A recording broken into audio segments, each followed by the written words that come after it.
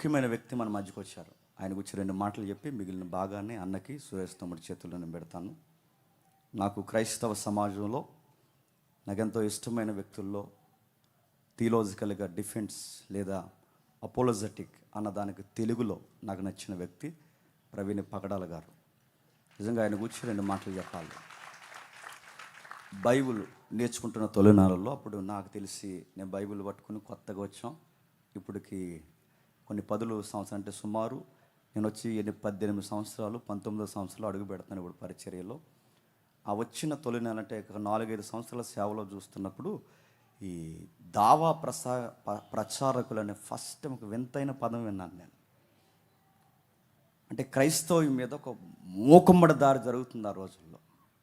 యేసు ప్రభు సిలువ వేయబడలేదని, యేసు ప్రభుకి ఇది యేసు ప్రభు అనే ఆయన అసలు సరైన చరిత్ర లేనివాడని, యేసుక్రీస్తు అనే ఆయన చనిపోయినట్టుగా అనుకున్నారు కానీ శిష్యులు అపోహపడ్డారని, ఇలా 1 కాదు 2 కాదు, అసలు యేసుక్రీస్తు వారికి సరి అయిన బర్యలు కూడా జరగలేదని, ఇలాంటివి చరిత్రని కూడా కదిపేసేంత ప్రశ్నలు మేమే చెబుతున్నాం అన్నట్టు ఒక మూకదాడి క్రైస్తవం మీద జరిగింది. అలాంటి వారికి ఎవరబ్బా సరిగ్గా డీల్ చేస్తారని ఎదురు చూసినప్పుడు టీషర్ట్ వేసుకుని కనబడ్డాడు నాకు యూట్యూబ్లో. ఆయనకి సూట్ లేదు, బూట్ లేదు, ప్లెయిన్ షర్ట్ వేసుకోలేదు, సింపుల్గా ఎక్కడో రూమ్లో ఎక్కడ కూర్చున్నాడు. ఒక టీషర్ట్ వేసుకున్నారు. ఆ టీషర్ట్తో ఆన్సర్లు అదిరిపోయేలా చెప్తున్నాడు. అనర్గళంగా మూలం ఏముందో చదువుతున్నాడు, గ్రీక్ ఏదుందో చెప్తున్నాడు. వారు ఎవరైతే దావా ప్రసంగికులు అని చెప్తున్నారో వాళ్ళని అన్నాడు. ఏమన్నారంటే ఆయన, మీరు అరువు తెచ్చుకున్న ప్రశ్నలు అన్నాడు, అరువు ప్రశ్నలు అన్నాడు. అవి చెప్పాడు చెప్పాడు చెప్పాడు. సఫీ మీకు తెలుసు, సఫీ ఎంత గట్టి మాట్లాడేవాడు. తర్వాత పర్సనాలిటీ డెవలప్మెంట్ క్లాసులకు వెళ్ళిపోయాడు ఆయన. ఆ సఫీ ఎన్ని పెద్ద ఏదో చెప్తున్నాడు చెప్పాడు. డైరెక్ట్ పేరెత్తి ఆయన సబ్జెక్ట్ ఎత్తి చాలా చమత్కారంగా ఆ సఫీకి చెబుతున్న ఆన్సర్లకి సఫీ సైలెంట్ అయిపోయాడు దెబ్బకి. ఈరోజు మీరు గమనించండి, ఆ రోజు చేస్తున్న దాళ్ళు ఈరోజు లేవండి. చాలా పోటీ ఇచ్చేవారు ఈ దావా ప్రచారకులు ఎవరైతే ఉన్నారో, చాలా పోటీ ఇచ్చారు, చాలా మాట్లాడిన వారు. వాళ్ళందరినీ గట్టిగా చెప్పాడు. మూలాలు చూద్దామా, వస్తారా వస్తారా, కూర్చుందామా, మీ గ్రంథం నుంచి మా గ్రంథం నుంచి మాట్లాడదామా. ఎప్పుడైతే ఈ లాజిక్, రీజనబుల్ లాజిక్స్ అడిగాడు, అపోలజిటిక్ చూపించాడు, ఎప్పుడైతే ఆయన అడిగాడో సైలెంట్ అయిపోయారు. తర్వాత మళ్ళీ కొత్త బ్యాచ్ ఒకటి తెర మీదకి వచ్చింది. వాళ్ళు పోయారంటే వీళ్ళు తయారయ్యారు. వీళ్ళు వచ్చి ఏమన్నారంటే, బ్రిటిష్ నుంచి వచ్చింది క్రిస్టియానిటీ, బ్రిటిష్ నుంచి వచ్చింది క్రిస్టియానిటీ. మీ క్రైస్తవులు దేశాన్ని ఆక్యుపై చేశారు, మీ క్రైస్తవులు దేశాన్ని పరిపాలించారు, మీ క్రైస్తవులు ఇదిగో బ్రిటిష్ వారి సంతానం మీరని ఇలాంటి అనగూడన మాటలు క్రైస్తవే అని అంటున్నప్పుడు రక్షణ టీవీలో కూర్చుని చక్కగా సూట్ వేసుకుని అన్నాడు, ఎవరు సార్ బ్రిటిష్ వాళ్ళు క్రైస్తవం తెచ్చిందని. ఆయన చెప్పే విధానం అండి, బొక్కులు డాక్టర్ ఉంటాడు యూట్యూబ్లో. బొక్కులు అంటే తెలంగాణలో ఎముకల డాక్టర్. ఆ ఎముకల డాక్టర్ గారు కూర్చోబెట్టి ఆయన ఇచ్చి, మీరు చూడండి యూట్యూబ్లో ఉంటుంది, లెఫ్ట్ హ్యాండ్ ఇస్తుంటే ఆ హిస్టరీ ఎక్కడి నుంచి మన ముత్తాతల చరిత్ర దగ్గర నుంచి అక్కడి నుంచి మొదలెట్టి చెప్పండి సార్, బ్రిటిష్ వాళ్ళు క్రైస్తవ్యం తెచ్చారా, మిషనరీస్ క్రైస్తవ్యం తెచ్చారా, బ్రిటిషర్స్కి మిషనరీస్కున్న ఎంత అగాధం ఉందో చూడండి. అసలు బ్రిటిషర్సే మిషనరీస్ రాకుండా ఆపేశారు తెలుసా. అయినా బ్రిటిషర్స్ ఎవరికండి కమ్ము కాసింది? మీ సనాతన ధర్మాలకి. ఎవరికండి నెత్తిని పెట్టుకుంది? మీ సనాతన ధర్మాలకి. ఎవరండి ఆ బ్రిటిష్ వాళ్ళని పొగిడి దొంగ రాజకీయాలు, దొంగ స్నేహాలు చేసింది ఎవరండి? మీ సనాతన ధర్మాలని. ఇది చెబుతుంటే బొక్కుల డాక్టర్కి చెమటొచ్చేసింది ఆ రోజు స్టూడియోలో. లెఫ్ట్ అండ్ రైట్ ఆకుండా ఒక అరగంట ఉంటుందండి వీడియో. ఆయన చెప్పే విధానం, హిస్టరీలో ఆయన కోట్ చేస్తున్న విధానం చూస్తే అప్పుడు అనిపించింది, ఇది కదా డీల్ చేసి అపోలజెటిక్ అంటే అని. అప్పటి నుంచి నేను ఫైట్ చేశానండి. ఫస్ట్ సెమినార్ రమ్మని అన్నకు ఫోన్ చేశాను నేను. అన్న రండి అని ఫోన్ చేస్తే, ఎవరు మీరు అని అడిగాడు నన్ను. నేను జేమ్స్ గారు అంటే, అదే ఎక్కడ అని అడిగారు. అదే నేను పలానా ఈస్ట్ గోదావరిలో మీరు సెమినార్ చేస్తానంటే, మీది ఏ సంఘం అని అడిగారు. మాకు సంఘాలు ఏమి లేవంటే, ఏదో ఒక సంఘం ఉండాలిగా, సంఘం లేకుండా సంఘం ఏంటి అన్నారు నన్ను.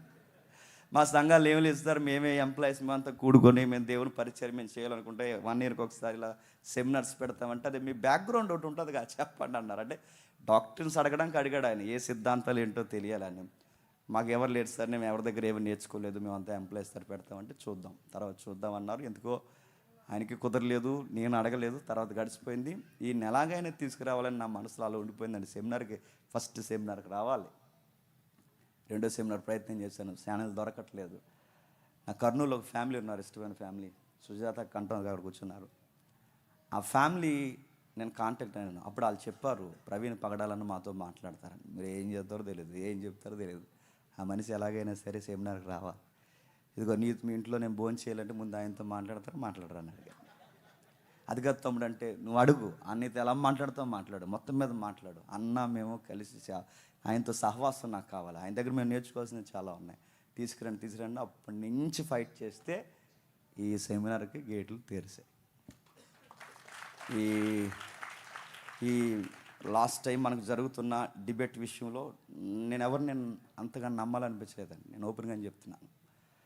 ఉన్నదున్నట్టుగా చెప్పి ఒక జడ్జి కావాలి, ఉన్నదున్నట్టుగా మాట్లాడే ఒక మీడియేటర్ కావాలి, ఎవరికి సపోర్ట్ చేయకుండా సత్యం ఇదని చెప్పి ఒక మీడియేటర్ కావాలి. అందుకే ప్రతిసారి డిస్కషన్ జరిగినప్పుడు వాళ్ళు వస్తారు వీళ్ళు వస్తారని చెప్పారు నాకు. మీరు ఎంతమందిని అంటే తెచ్చుకోండి, నేను ఒకే ఒక్క మనిషిని తెచ్చుకుంటాను, ఆయన పేరు ప్రవీణ్ పగడాల గారు అన్నాను. ఆయన ఏదైనా తీసుకొస్తాను, ఆయన ఉండాలి మధ్యలో, ఆయన ఉండాలి. ఈయన సపోర్ట్కి ఇంకెంతమంది తెచ్చుకోండి, ఆయన ఉండాలంటే ఆయన ఎందుకు ఉండాలి నీకు అడిగారు నన్ను. ఆయనే ఉండాలి అన్నాను నేను. ఆయన ఉండాలి, రావాలి, వచ్చారు. అనుకున్నట్టు నిజంగా నాతో అంత పరిచయం లేకపోయినా ఆయన వచ్చారు. అందుకే ఆ డిబేట్ అంత సజావుగా సాగింది. టైమ్స్ కానీ వాదోపవాదం జరుగుతున్నప్పుడు కానీ కంట్రోల్ చేసే విధానం కానీ అంత చక్కగా జరిగించారు. మళ్ళీ ఆ తర్వాత మా అన్న నాతో చాలా బాగా మాట్లాడారు, నాకు హ్యాపీ అనిపించింది. ఆ సబ్జెక్ట్ విషయంలో కొన్ని సలహాలు సూచనలు నాకు ఇచ్చారు. నెక్స్ట్ డిఫెండ్ చేయాలంటే ఇలా చేయాలి సోదరా, ఇది ఒకటి మీరు నేర్చుకోండి అని నాకు చెప్పారు. అలాగన్నా తప్పకుండా నేర్చుకుంటాను. ఈ టైంలోనే నేను అడిగాను, అన్న మాకు సెమినార్ జరుగుతుంది వస్తారంటే, సోదరా ఆ టైంలో నాకు కోనసీమలో మీటింగ్స్ ఉన్నాయి, ఖచ్చితంగా వస్తాను, మీ దగ్గర నేను టైం స్పెండ్ చేస్తానని అడిగారు. ఆ టైం స్పెండ్ చేసిన మనకు 2 days టైం ఇచ్చారు. కాకపోతే కొంచెం ఒక బాంబు పేల్చారు. మళ్ళీ 1 day ఉంటాను, రేపు వెళ్ళిపోతా అన్నారు. ఏంటంటే వాళ్ళ అమ్మగారికి ఏదో కొంచెం సిక్ అయ్యారట. వాళ్ళ అమ్మగారికి బాగుండాలి, వాళ్ళ అమ్మగారు స్వస్థత పొందాలి, వాళ్ళ అమ్మగారు ఆరోగ్యంతో తన ఇంట్లో ఉండాలి, రేపు యథావిధిగా మనతో ఉండాలని ప్రార్థన చేయాలి. ఉంటారన్నా? ఉంటారు. మనం తీసుకొచ్చాం. నిజానికి ఇప్పుడు ఎండాలజీ సబ్జెక్ట్ నేను చెప్పమన్నాను, కానీ ఇది సరైన టైం కాదు. నైట్ మనకి ఎండాలజీ చెప్తారు. ఎండాలజీ అంటే ఏదో అనుకోకండి, క్రైస్తవ్యం ఇండియాలో పోషించిన పాత్ర ఏంటి చెప్తారు. నైట్ వింటే బాగుంటుంది, ఎందుకంటే ఇంకా జనాభా నైట్ వస్తున్నారు కనుక అందరం కలిసి నైట్ విందాం. ఇప్పుడు మాత్రం క్వశ్చన్ అవర్ డీల్ చేద్దాం అన్నతో. చాలా మింగుడు పడిన ప్రశ్నలు ఉన్నాయి. ఆ ప్రశ్నలు అడుగుతారు, తమ్ముడు అడుగుతారు, అన్నీ చెప్తారు. ఇక మిగిలిపోయిన మీ హృదయంలో దోబూచులాడుతున్న ప్రశ్నలు ఏమైనా ఉంటే రాసి పంపించండి, అవి కూడా అడుగుదాం. అన్న ఈ రోజుకి సాయంకాలం వేళ ఈ క్వశ్చన్ అవర్లో దేవుని చేత నడిపింపాలని కోరుకుంటాం. ఓకే అన్న, దయచేసి అన్న వచ్చి విలువైన సమయాన్ని తీసుకోవాల్సిందిగా మనస్ఫూర్తిగా ఆహ్వానిద్దాం. చప్పట్లు కొట్టాం.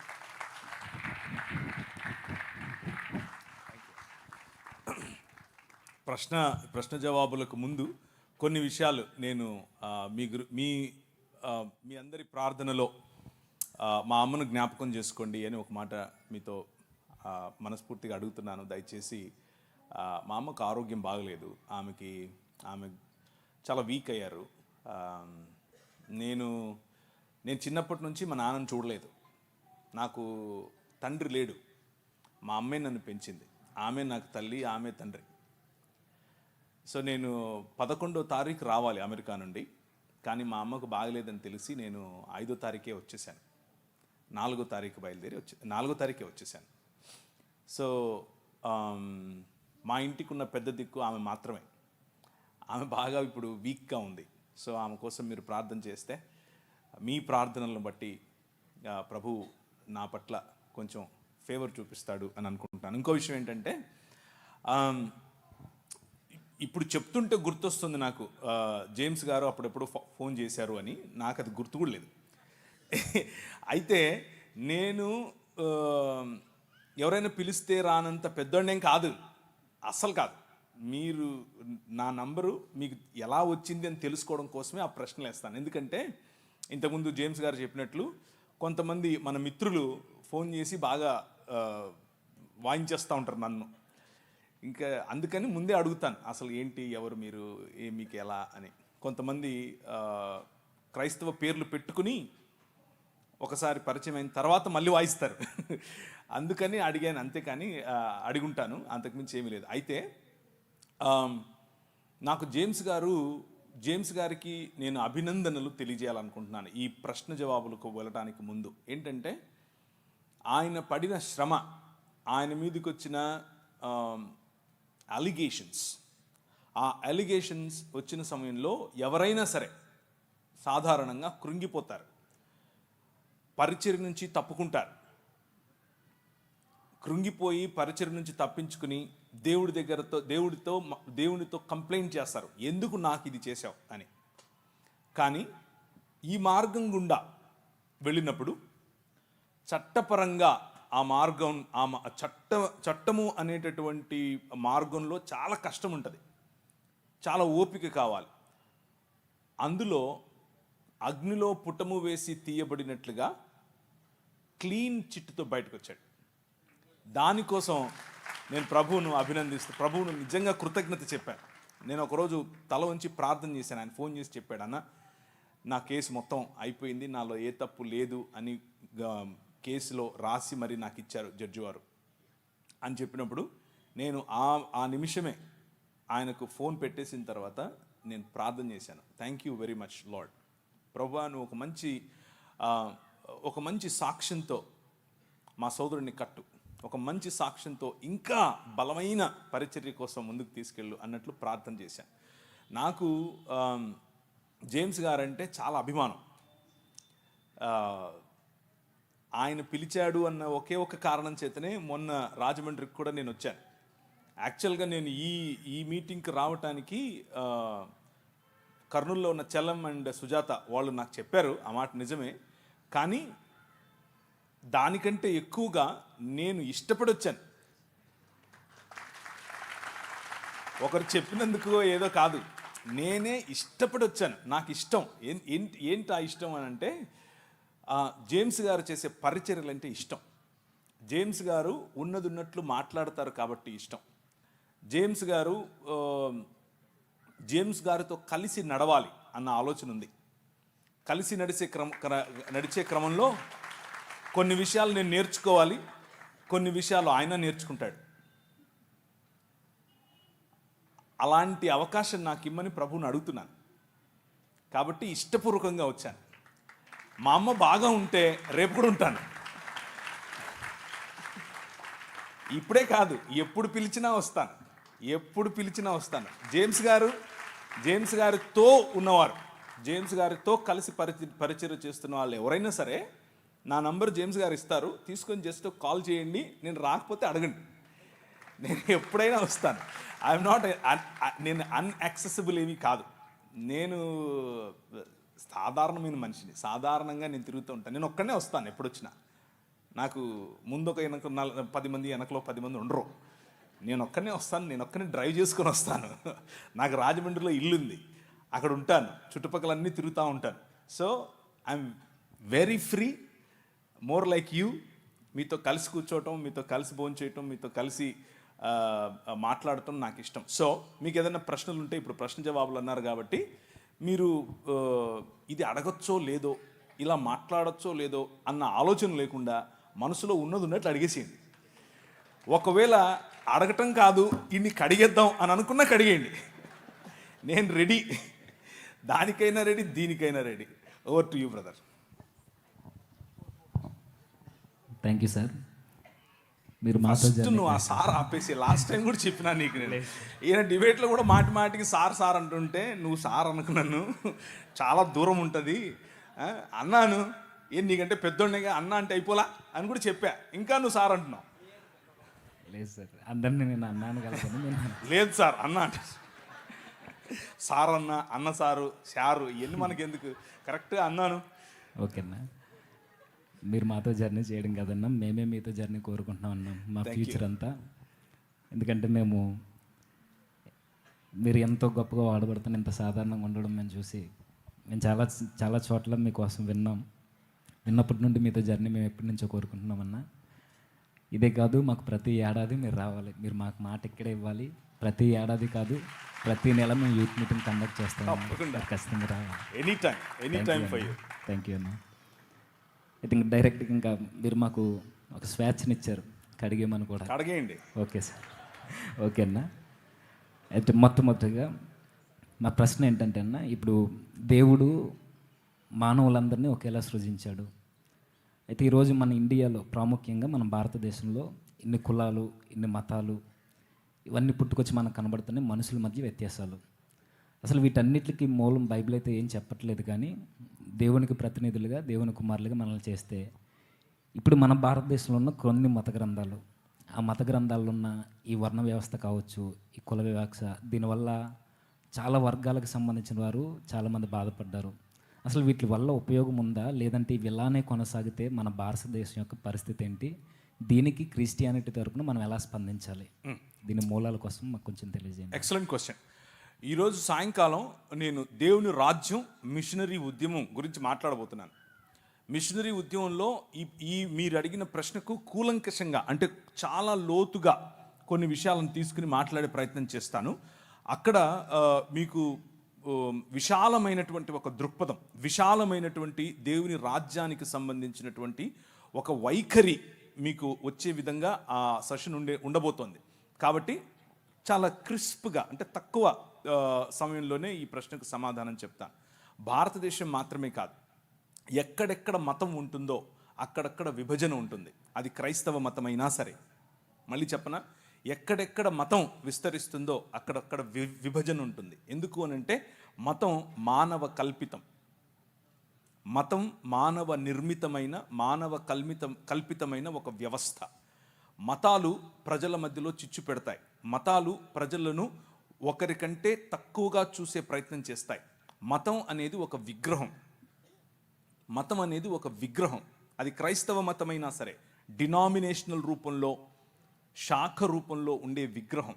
ఆ విగ్రహం ఎదుటి మనిషిని మనిషిగా గుర్తించటానికి, నా శాఖలో లేకపోతే, నా బాటలో లేకపోతే ఆ మనిషి మనిషే కాదు, ఆ మనిషిని నేను ప్రేమించక్కర్లేదు, ఆ మనిషిని నేను దూరం ఉంచాలి అన్నటువంటి వ్యవస్థ మత వ్యవస్థ. ఆ మత వ్యవస్థ భారతదేశంలో మాత్రమే కాదు, ప్రపంచ యావత్తూ ఉంది. కానీ మీరు అడిగిన ప్రశ్న పర్టికులర్గా భారతదేశం కోసం కాబట్టి, భారతదేశంలో ఉన్నటువంటి ధర్మము 4 పాదముల మీద నడవాలి అని ఏదైతే చెప్పారో, ఆ 4 పాదములు ఏవో కావు. 1 బ్రాహ్మణుడు, 2 క్షత్రియుడు, 3 శూద్రుడు, వైశ్యుడు, శూద్రుడు. ఈ 4 పాదాల మీద నిలబడి ఉండటమే ధర్మం. అదే సనాతనం. సనాతనానికి కుల వ్యవస్థకు వేరు వేరు అర్థాలు లేవు, 2 ఒకటే. ఆ స్ట్రక్చర్ అఖిలాండ కోటి బ్రహ్మాండ నాయకుడు అని పిలువబడినటువంటి దేవుని శరీరముగా ఈ నలుగురిని చెబితే, ఈ 4లోనూ ఈ 4 కులాలలోనూ లేకపోతే వర్గాలలోనూ లేని ప్రజలు దేవునికి బయట చెప్పుల వంటి వారు, లేకపోతే అంటరాని వారు, లేకపోతే మ్లేచ్చులు, దాసులు, దస్యులు, రాక్షసులు, అసురులు అని పిలువబడినటువంటి వారు. సో ఈ ధర్మమును పాటించని వారందరూ కూడా మ్లేచ్చులు, దాసులు, దస్యులు వగేరా వగేరా వగేరాగా చెప్పబడి బలవంతంగా మనిషిని ఆ ధర్మంలోనికి, ఆ మతంలోనికి దేవుళ్లను సైతం, పండుగలను సైతం మత మార్పిడి చేయగలిగినటువంటి ఏకైక వ్యవస్థ మన భారతదేశంలోనే ఉంది. దాని గురించి తర్వాత మాట్లాడుకుందాం. కానీ క్రైస్తవులుగా మన స్పందన ఏమిటి? క్రైస్తవులుగా మనమేం చేయాలి? క్రైస్తవం అనేది ఒక మతం కాదు. క్రైస్తవం అనేది విశ్వ మానవ ఉద్యమం. మళ్ళీ చెప్తాను, క్రైస్తవం అనేది మతం కాదు. ఇది క్రీస్తు శరీరముగా మానవులందరినీ ఒక చోటికి పోగేసేటటువంటి విశ్వ మానవ ఉద్యమం. ఈ ఉద్యమంలో భాగమే మీరు. ఇది ఒక రాజ్య సంకల్పం. ఆ రాజ్యంలో భాగమే మీరు, ఆ రాజ్య ప్రతినిధులు మీరు. ఈ రాజ్యం, ఈ ఉద్యమం ఏం చెబుతోంది అనంటే, ఇప్పుడు క్రీస్తునందు స్త్రీ అని పురుషుడని తేడా లేదు, మనం ఒకటే. ఇప్పుడు ఈ రాజులో యూదుడని గ్రీకు దేశస్థుడని తేడా లేదు, మనం ఒకటే. ఇప్పుడు ఈ రాజులో బానిస అని లేకపోతే రాజని తేడా లేదు, యజమాని బానిస అన్న తేడా లేదు. అందరూ అన్ని రకాల తోళ్ళు, నల్లవారైనా తెల్లవారైనా, బ్రౌన్గా ఉన్నా, ఎల్లో కలర్లో ఉన్నా, ఎర్రగా ఉన్నా, ఎలాంటి వారైనా సరే దేవుని స్వరూపము, దేవుని పోలిక చొప్పున చేయబడ్డారు. ఇది సువార్తలో మొట్టమొదటి భాగం. ఇది గుర్తు చేయటమే సువార్త. మనిషిని మనిషిగా చూడటమే సువార్త, మనిషిని మనిషిగా ఆలింగనం చేసుకోవటమే సువార్త. ఈ మార్గం ఇది ఎలా చేయాలి ఈ సువార్తను అనంటే, తండ్రి కుమార పరిశుద్ధాత్మలుగా ఒక్క దేవుడుగా ఉన్నటువంటి మన దేవుడు అనేకమైనటువంటి ప్రజలను పోగేసి ఒకే శరీరముగా వారిని ఆహ్వానించటం, ఒకే కుటుంబంగా బ్రతకటం, ఇది క్రైస్తవ సువార్త. ఇది ఎలా సాధ్యం అనంటే, ప్రభు అయిన యేసు క్రీస్తు ఒక మనిషిగా ఎలా బ్రతకాలో, ఒక మనిషి పాపరహితుడై, ఒక మనిషి మతరహితుడై, ఒక మనిషి కులరహితుడై అందరి కోసం ఒకే సమానమైనటువంటి పంక్తి భోజనం కూర్చోపెట్టి వారితో మాట్లాడుతూ చెప్పిన మాట ఏమిటి అంటే, అంధకార సంబంధమైన దురాత్మ సమూహములను జయించిన తర్వాత, వాటికి ముళ్ళుగా ఉన్నటువంటి మరణాన్ని జయించిన తర్వాత, నేను ఏ మార్గాన్ని అయితే చూపిస్తున్నానో, ప్రేమ, క్షమ, పంచి ఇవ్వటం, అందరి కోసం పాటుపడటం, ఇలాంటి ఒక సమాజాన్ని నేను నిర్మిస్తాను. ఆ సమాజమే మీరు. ఈ సమాజం కేవలం ఈ సమాజం మాత్రమే ఈ సమాజానికి చెందని వారి కోసం ఉనికిలో ఉంది. మళ్ళీ చెప్పనా? కేవలం ఈ సమాజం మాత్రమే ఈ సమాజములో సభ్యులు కాని వారి కోసం ఉనికిలో ఉంది. అది ఈ సమాజానికి ఉన్నటువంటి విశిష్టత. అది విశ్వ మానవ సమాజానికి ఉన్నటువంటి విశిష్టత. అది క్రీస్తు శరీరానికి ఉన్నటువంటి విశిష్టత. కాకపోతే మనకున్నటువంటి సమస్య ఏమిటి అని అంటే, ఈ విశాలమైన దర్శనాన్ని మర్చిపోయి ఇది కూడా ఒక మతమైంది. ఇందులో కూడా శాఖలు ఏర్పరచుకున్నారు. ఇందులో కూడా నేను గొప్ప నువ్వు తగ్గు అన్నటువంటి ఆలోచనలు తెచ్చుకున్నారు. ఇందులో కూడా నువ్వు స్త్రీ నేను పురుషుడు అన్న ఆలోచనలు అరువు తెచ్చుకున్నారు. ఎక్కడి నుంచి? చుట్టుపక్కల ఉన్నటువంటి భావజాలాల నుంచి. కానీ మిషనరీలు మనకు నేర్పినటువంటి, మన ముందు నడిచిన మన తల్లిదండ్రులు మనకు నేర్పిన బాట ఇది కాదు. మనకు నేర్పిన బాట మనందరము ఒకటే, మనందరము ఒక్క తండ్రి పిల్లలం. ఈ సమాజం ఐక్యంగా, భారతదేశం ఐక్యంగా ముందుకెళ్ళాలి అనంటే హోప్ అనేది కేవలము ఈ భావజాలంలో మాత్రమే ఉంది. సాయంకాలం మరింత ఎక్కువగా దాని గురించి మాట్లాడదాం. థ్యాంక్ యూ అన్న. అయితే మీరు చెప్పింది అంత బాగుందన్న. కాకపోతే మరొక చిన్న ప్రశ్న ఇందులో నుండి. ఇప్పుడు క్రిస్టియానిటీ గురించి చాలా మంచిగా మాట్లాడుతున్నారు. అసలు క్రిస్టియానిటీకి మన దేశానికి అసలు సంబంధం లేదు కదా. ఎక్కడో పుట్టిన క్రైస్తవ్యానికి మన ఇండియాకి సంబంధం ఏంటి అసలు? ఇక్కడ వేల సంవత్సరాల నుండి ఎన్నో మతాలు వెలసిల్లాయి, ఎన్నో మతాలకు సంబంధించిన గ్రంథాలు ఉన్నాయి. ఇవి ఉండగా మరలా కొత్తగా బైబిల్ ఒక క్రిస్టియానిటీ ఎక్కడో నజరేత్ అనే గ్రామంలో పుట్టిన ఆ వ్యక్తిని మనం ఎందుకు ఆరాధించాలి? ఆయనకి మన ఇండియాకి అసలు సంబంధం ఏమైనా ఉందా? మనం ఎందుకు ఆయన మార్గంలో నడవాలి?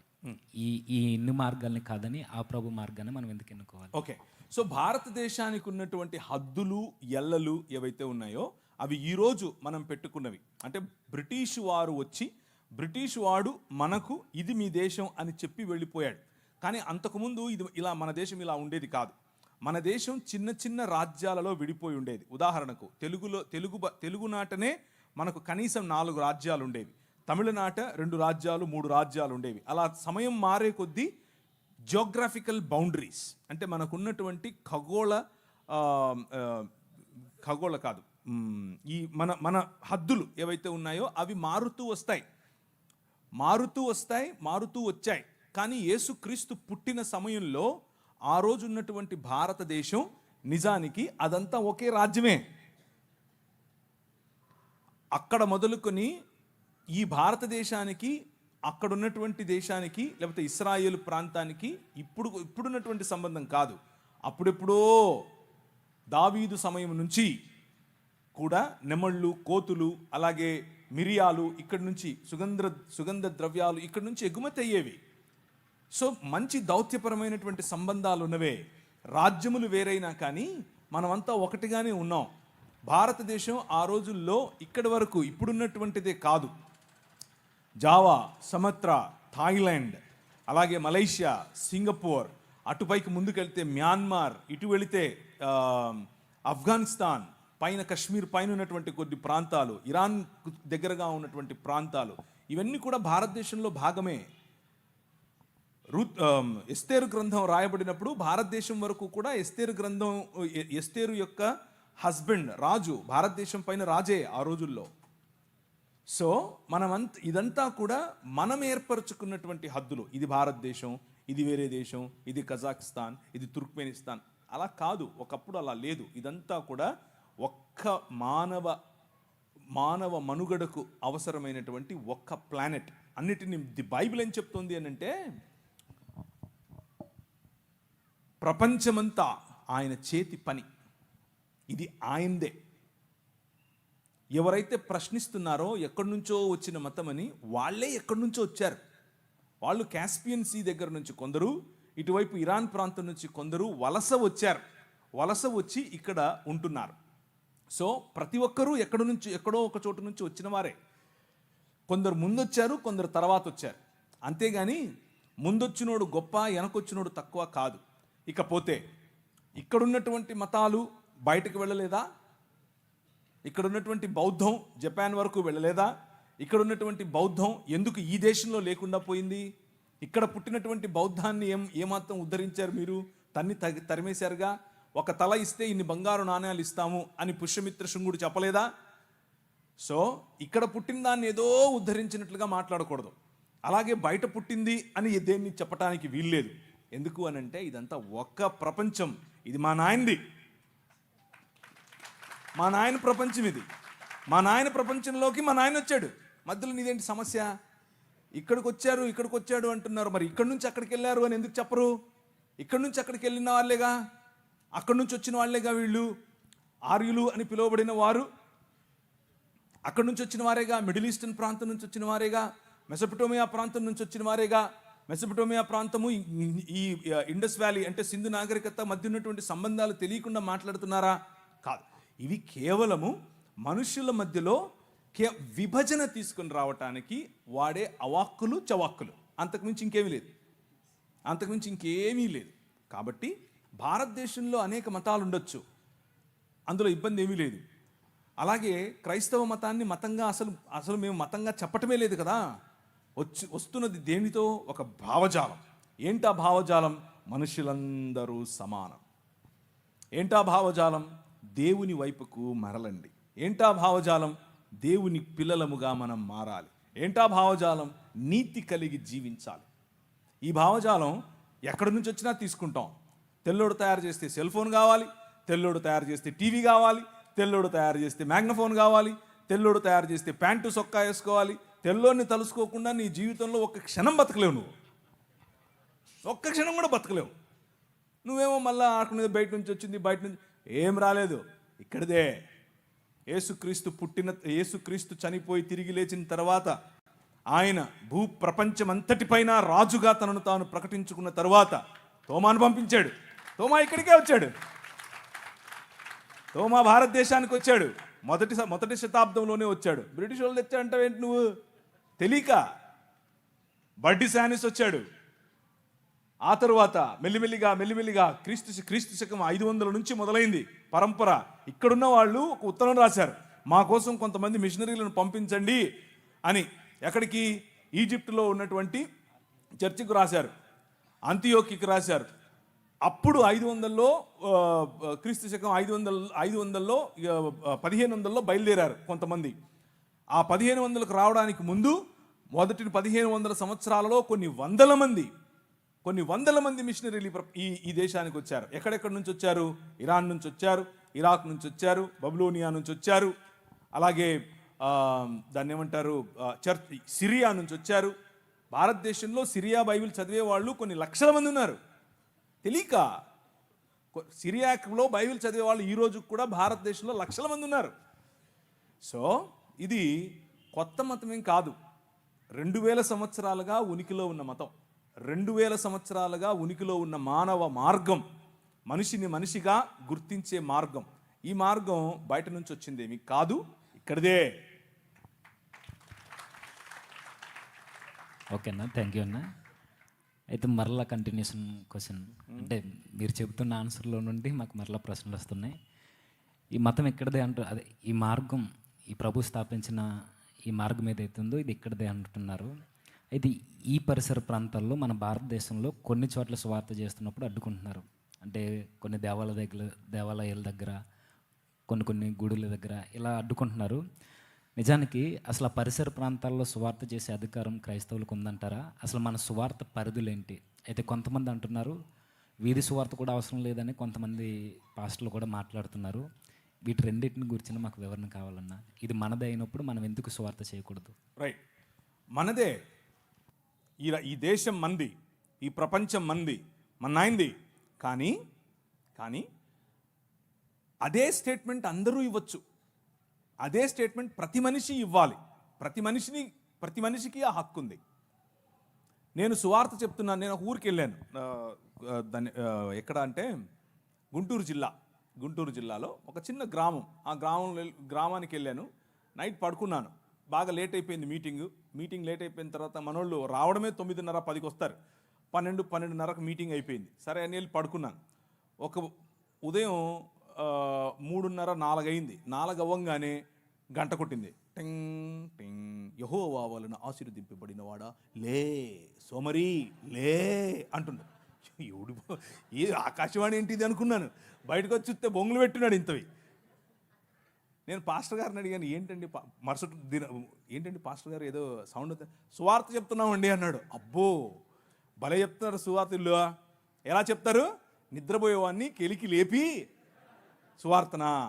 అది సువార్త కాదు. దానివల్ల మనం చెప్పే మెసేజ్కు విసుగు వస్తుంది. ప్రజలకి విసుగు రాకుండా చేయాలి. ఆ శుక్రవారం పూట మసీదుకి వెళ్ళి ఒకడు వాడికున్న నిష్టలో, వారికున్నటువంటి భక్తిలో, వారికున్నటువంటి దైవభీతిలో మసీదుకి వెళ్ళి వస్తున్నారు. నువ్వు ఆ మసీదు కాన్ని నిలబడుకొని అస్సలాము అలైకుం సాహబ్ ఏలో అని చెప్పి వాడికి ఇచ్చావనుకో, ఏమంటాడు? 4 వేస్తాడు. ఎందుకేడు అంటే మనకు ఒక కామన్ సెన్స్ ఉండాలి. ఒక కామన్ సెన్స్తో మనం పనిచేయాలి.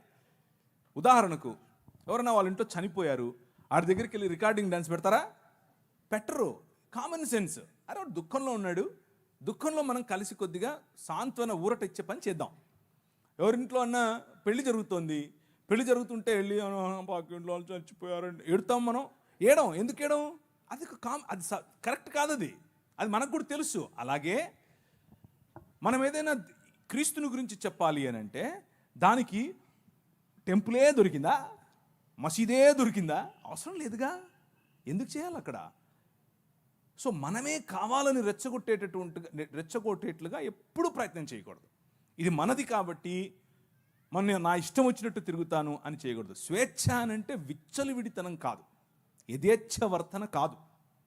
స్వేచ్ఛ అంటే అవతలి వ్యక్తి మూడేంటి, అవతలి వ్యక్తి ఎలా ఉన్నాడు, అవతలి వ్యక్తి ఎలా స్పందిస్తాడు, అవతలి వ్యక్తితో నేను ఏం చెప్పాలి, ఎప్పుడు పంచుకోవాలి అని సమయాన్ని చూసి ఆ సమయంలో మంచి స్నేహభావంతో గౌరవప్రదంగా ఆయనకు క్రీస్తును పరిచయం చేయాలి.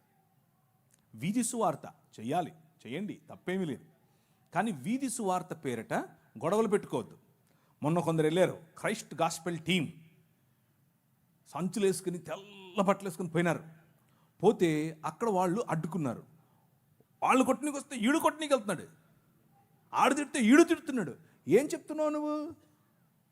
ఏ పని అయితే చేయటానికి వెళ్ళావో దానికి కరెక్ట్గా ఆపోజిట్ చేస్తున్నావు నువ్వు. అవసరమా? లేదు. ఎదగాలి, ఆలోచన స్థాయిలో పైకి రావాలి. మాధ్యమాలను ఉపయోగించండి. మీరు చేస్తున్నటువంటి ఈ మాధ్యమ పరిచర్య ఎక్సలెంట్. మొన్న జరిగిన డిస్కషన్ 7 లక్షల మంది చూశారు. అందరూ క్రైస్తవులే చూసింటారా? నో. మన మాట ఉప్పు వేసినట్లుగా ఉంటే, మన మాట తగ్గింపుతో ఉంటే, మన మాట అవతలి వారి భావజాలం ప్రకారంగా రెచ్చిపోతూ ఉంటే, మనం మన భావజాలం ప్రకారంగా తగ్గించుకుని మాట్లాడితే ప్రజలను గెలవడం చాలా ఈజీ. ప్రజలను గెలుస్తాం.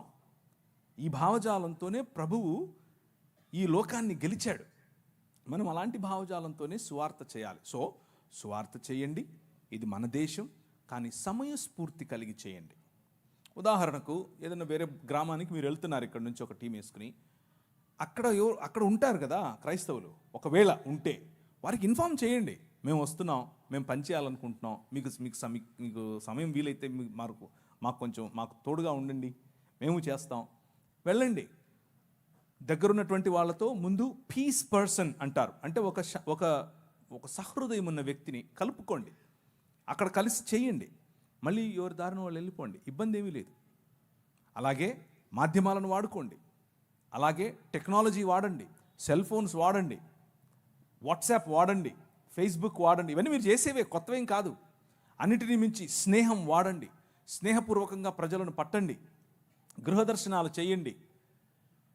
ఇవన్నీ ఏం కాకుండా ఊరికే పోయి చేతిలో ఉన్నది నువ్వు వాడు మూడేంటో తెలియదు, వాడు ఎలా ఉన్నాడో తెలియదు, ఇదిగో నువ్వు నమ్ముకుంటే పరలోకం మొత్తం లేక నరకం మొత్తం, దేవుడు నిన్ను 65 చేసేస్తాడు, ఈ మాటలన్నీ చెప్తే ఎవరండి వినేది? ఎవరు వినరు. మనం చెప్పే దాంట్లో మనకు క్లారిటీ ఉండదు, వినే దాంట్లో వాళ్ళకు క్లారిటీ ఉండదు. అలా వద్దు.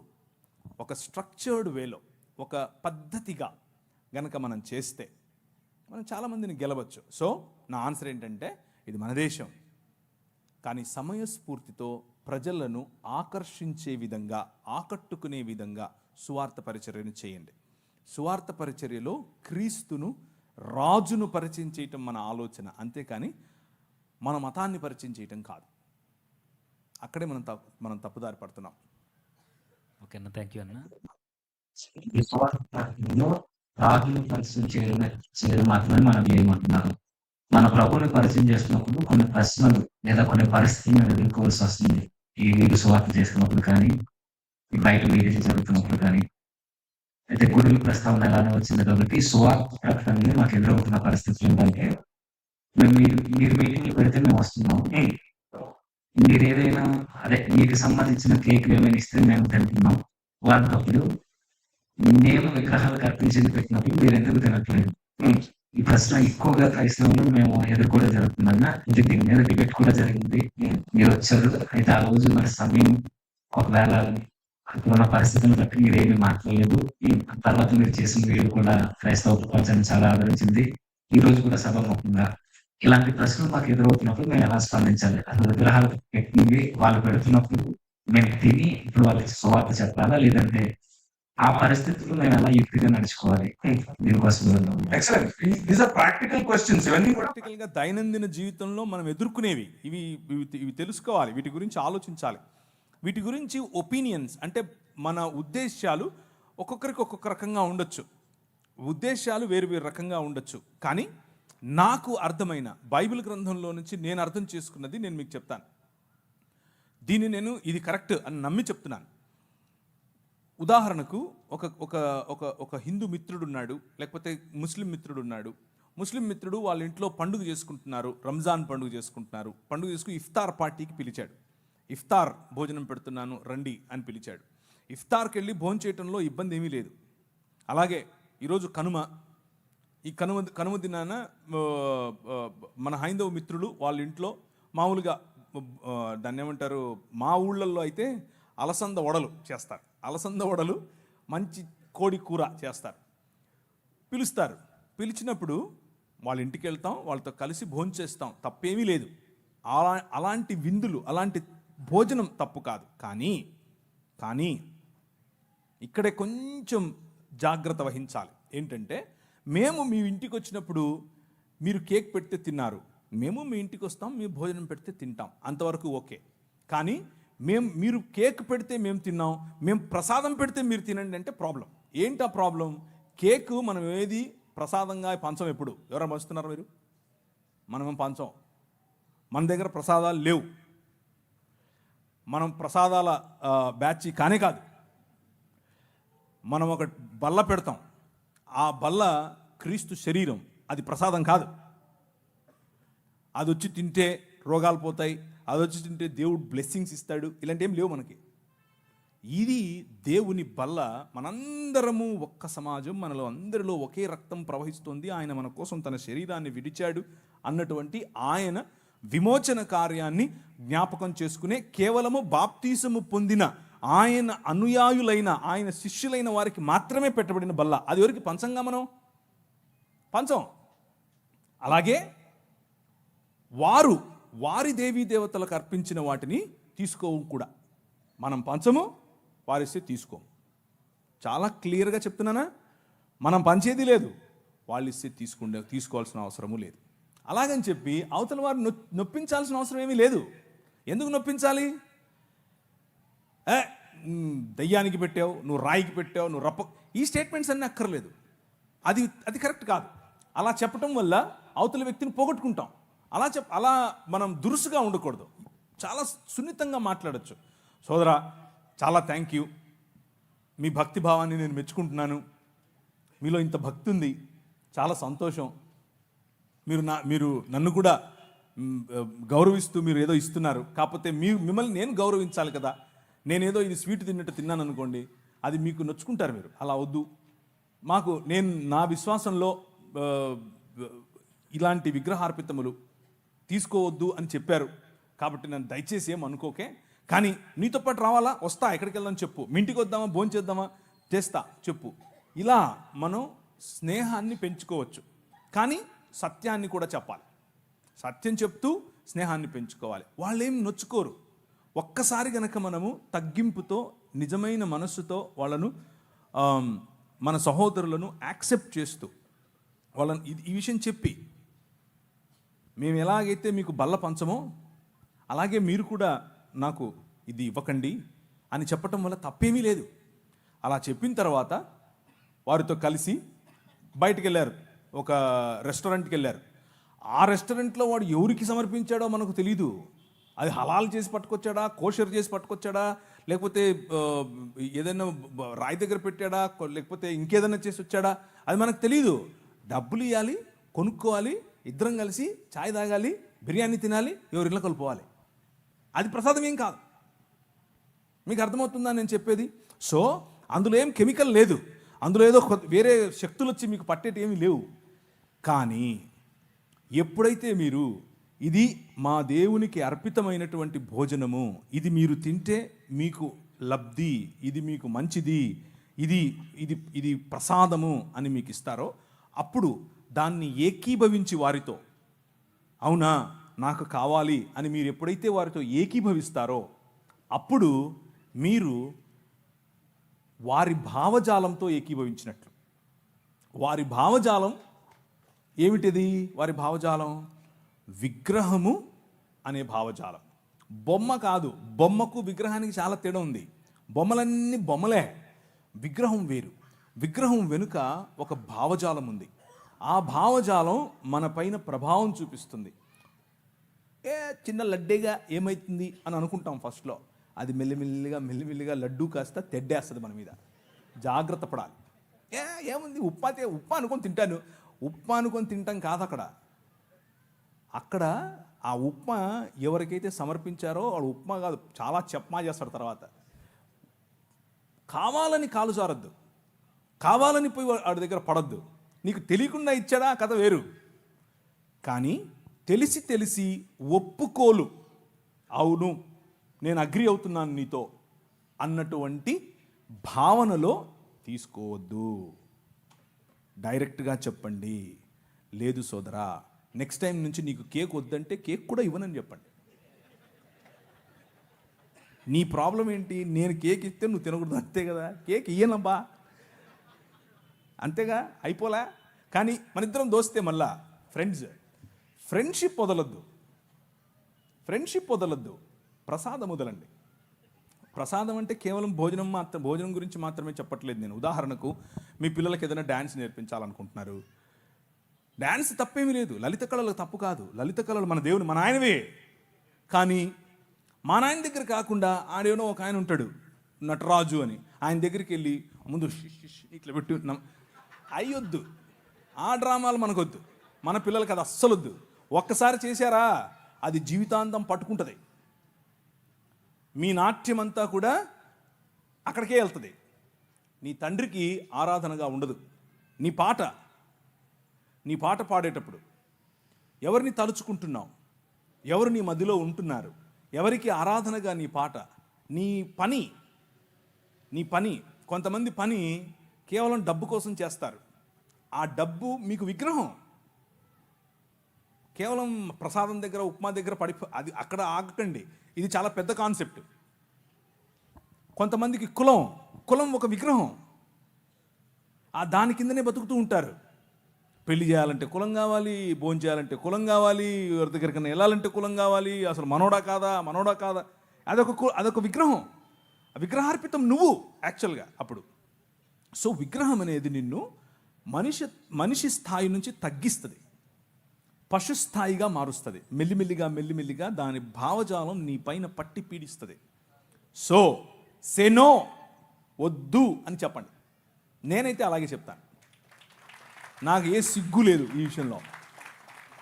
కానీ వద్దని చెప్పి నేను పోగొట్టుకున్న ఫ్రెండ్ లేడు, ఎవ్వరు లేరు. నొప్పించాల్సిన అవసరం లేదు. ఇదొక భ్రమ. ఏంటా భ్రమ అంటే, వద్దు అని చెప్తే అవతలోడు నొచ్చుకుంటాడండి. ఏం నొచ్చుకోడు, ఆడు నొచ్చుకుంటాడో లేదో తెలియదు, కానీ నువ్వు నొచ్చుకుంటున్నావు ముందు. అది నీ సమస్య. ఆనెస్టీ అంటే ఉన్నది ఉన్నట్లుగా నిజాయితీగా ప్రజల ముందు నిన్ను నువ్వు కనబరుచుకోవటం తప్పు కాదు, అది మంచిది. ప్రజలు అప్రిషియేట్ చేస్తారు. ఒకసారి ఏంటబ్బా ఆయన ఇలా చేస్తున్నాడు అని అనుకోవచ్చేమో, కానీ తరువాత నీ సత్ప్రవర్తన ఏమాత్రము వ్యత్యాసం లేకుండా నువ్వు ఆ వ్యక్తిని క్రైస్తవ భావంతో నువ్వు ఎప్పుడైతే దగ్గరికి తీసుకుంటావో అన్నీ అర్థమవుతాయి ఆయనకి. ఓకే, ఇది ఆయన నిష్ట. ఒక ఆయన వచ్చాడు నా పైన, బాస్. అప్పట్లో నేను ఒక కంపెనీలో పనిచేసేవాడిని. ఆయన బ్రాహ్మణోత్తముడు. అమెరికా వెళ్ళాం మేము ఇద్దరం కలిసి. కాదు ప్రవీణ్ గారు మీరు అని మొదలెట్టాడు. ఇక్కడే రామచంద్రాపురం అనుకుంటాను. ప్రవీణ్ గారు మీరు ఏంటండి మీరు అని 1-2 సార్లు నన్ను కొంచెం గెలికాడు. నేను అంటే నేను చాలా స్నేహంగా ఉంటాను ఆయనతో, కానీ ఆయన దానికి విలువ ఇవ్వాల. దానికి చెయ్యండి, ఏం కాదు చెయ్యండి అన్నట్లు నా వెంట పడ్డాడు. సరే కూర్చో అని చెప్పి ఒకరోజు, అసలు నువ్వు ఎలాగండి బ్రాహ్మణోత్తడివి అని అడిగాను. ఎందుకు అన్నాడు. నువ్వు అసలు సముద్రాలు దాటకూడదు కదా, 7 దాటి వచ్చావు, ఇప్పుడు ఎట్లయితావు నువ్వు అని అడిగా. ఆ భావజాలం గురించి మాట్లాడుతున్నా.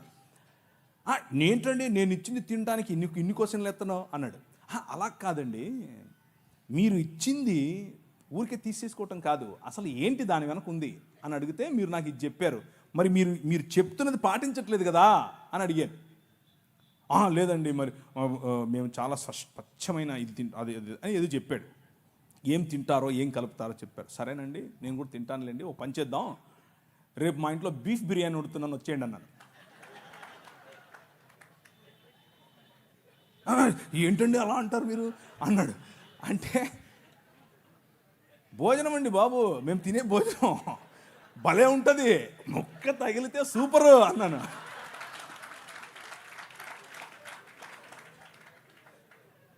మీరు ఏ విధంగా ఇది తినడానికి జంకుతున్నారో మీ నిష్టలో ఇది తినకూడదు అన్నది మీ భావన, తినరు. అలాగే మా నిష్టలో అది తినకూడదు అన్నది భావన, దాన్ని అర్థం చేసుకోండి. అంతేగాని పద్దానికి వచ్చి మీరు ఇలా క్వశ్చన్ చేస్తే నేను కూడా క్వశ్చన్ చేయాల్సి వస్తుందని చెప్పాను. బీఫ్ బిర్యానీ సూపర్ ఉంటుంది, దోశ వేసి పెడతా అన్నాను. బీఫ్ వండి దోశ బీఫ్ ఏంటండి ఆ కాంబినేషన్ ఏంటండి నేను అన్నాను. భలే ఉంటుందండి బాబు, మీకు తెలియదు, సూపర్ ఉంటుంది. ఇంకా మా ఊళ్ళల్లో సంగటి చేస్తారన్నాను. సంగటి ఆయనకి తెలియదు, అర్థం కావట్లేదు ఆయనకి, సంగటి ఏంటి అంటున్నాడు. అంటే కడపకు రండి ఒకసారి, బీఫ్ వేసుకుని సంగటి వండుకుని దాంట్లో నెయ్యి పోసి తింటే సబ్బా సూపర్. ఆయన తట్టుకోలేక చెవులు మూసుకెళ్ళిపోయాడు. టచ్లోనే ఉన్నాడు, ఇంకా ఫ్రెండే, కానీ అర్థం చేసుకున్నాడు. ఆయన నన్ను పెస్టర్ చేయటం, నన్ను ఒత్తటం, నన్ను కావాలని ఒత్తేది నేను ఒత్తితే ఎలా ఉంటుందో అర్థం చేసుకుని ఆపేశాడు. సో ఫ్రెండ్షిప్ మంచిది, ప్రజలను కోల్పోవద్దు, కానీ నీ విశ్వాసం అంతకంటే ముఖ్యం. నువ్వు రోడ్డు మీద నిలబడి సువార్త చెప్పటం ఎంత ముఖ్యమో, నీ ఫ్రెండ్ దగ్గర నిలబడుకొని నేను క్రీస్తును మాత్రమే అనుసరిస్తాను అని చెప్పటం అంతే ముఖ్యం. నువ్వు ఆడిచ్చిందల్లా తీసుకొని తింటే నువ్వు అది చెప్పటం లేదని అర్థం, నీ సాక్ష్యం లేదని అర్థం. సో ఒకరిని గెలవటం కోసం అబద్ధం చెప్పక్కర్లేదు, సత్యం చెబుతూనే గెలవచ్చు. ఆ ప్రయత్నం చేయండి, ఉపయోగపడుతుంది. థ్యాంక్ యూ అన్న. కంటిన్యూషన్ అన్నమాట. దేని వల్ల ఇప్పటి వరకు క్రైస్తవేత్తలని ఎలా డీల్ చేయాలని చెప్పండి. మీరు క్రిస్టియానిటీలో వాళ్ళని ఎలా డీల్ చేయాలో మాకు తెలియాలి. ప్రశ్న ఏంటంటే, ప్రార్థన ప్రతిదాన్ని పవిత్రపరుస్తుందని, దేవుడే సృష్టిలో ఉన్న ప్రతి పదార్థాన్ని మనకి ఇచ్చాడని, నువ్వు ప్రార్థన చేసుకున్న విగ్రహాలు కల్పించుకుని మరి తింటే తప్పేంటి, ప్రార్థన పవిత్రపరుస్తుంది కదా అంటే ప్రార్థనకు అంత శక్తి లేదా? విగ్రహాలు పెట్టిన దాన్ని పవిత్రపరచలేదా? ఎందుకు తినకూడదు? దేవుడు పవిత్రపరిచిన ప్రతిదీ ప్రార్థన చేసుకుని తినమన్నారు కదా. అంటే క్రిస్టియానిటీలోనే కొన్ని ప్రశ్నలు మాకు నిలబడుతున్నాయి. అసలు ఇది ఎంతవరకు వస్తుంది? ప్రార్థన చేస్తే ప్రతి వస్తువు పవిత్రపరచబడుతుందా? ప్రార్థన చేసుకుని విగ్రహాలు పెట్టి తినేసాను. ఇది గత నెలలో జరిగిన చర్చలో మీరు మాట్లాడేస్తున్నారు ఆల్రెడీ. దాని గురించి పెద్దగా చెప్పాల్సింది ఏం లేదు. ప్రార్థనలో శక్తి ఉంది, ప్రార్థన మారుస్తుంది దేన్నైనా. కానీ ఇక్కడ వచ్చిన సమస్య, దీంట్లో ఏదో కల్మషం ఉంది, ఆ కల్మషం వచ్చి నన్ను ఏదో చేస్తుంది అనే భావన ఉండడం బట్టి ప్రార్థనలో చేసి దాన్ని శుభ్రపరుస్తున్నాం అన్న ఆలోచన చెప్తున్నట్లుగా నాకు అనిపిస్తుంది ప్రశ్నలో.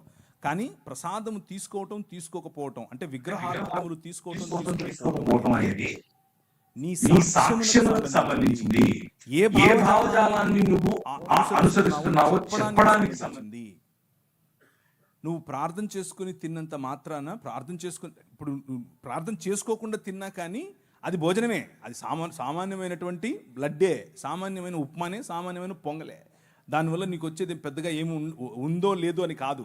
మెయిన్ పాయింట్ ఏంటంటే, అర్పించినటువంటిది ఒక భావజాలానికి, ఆ విగ్రహము వెనుకున్నటువంటి ఒక ఆలోచన శక్తి, ఆ విగ్రహం వెనుకున్నటువంటి పడద్రోయబడినటువంటి దేవదూతల సమూహములలో ఒకరికి ఆ విగ్రహం అర్పితం.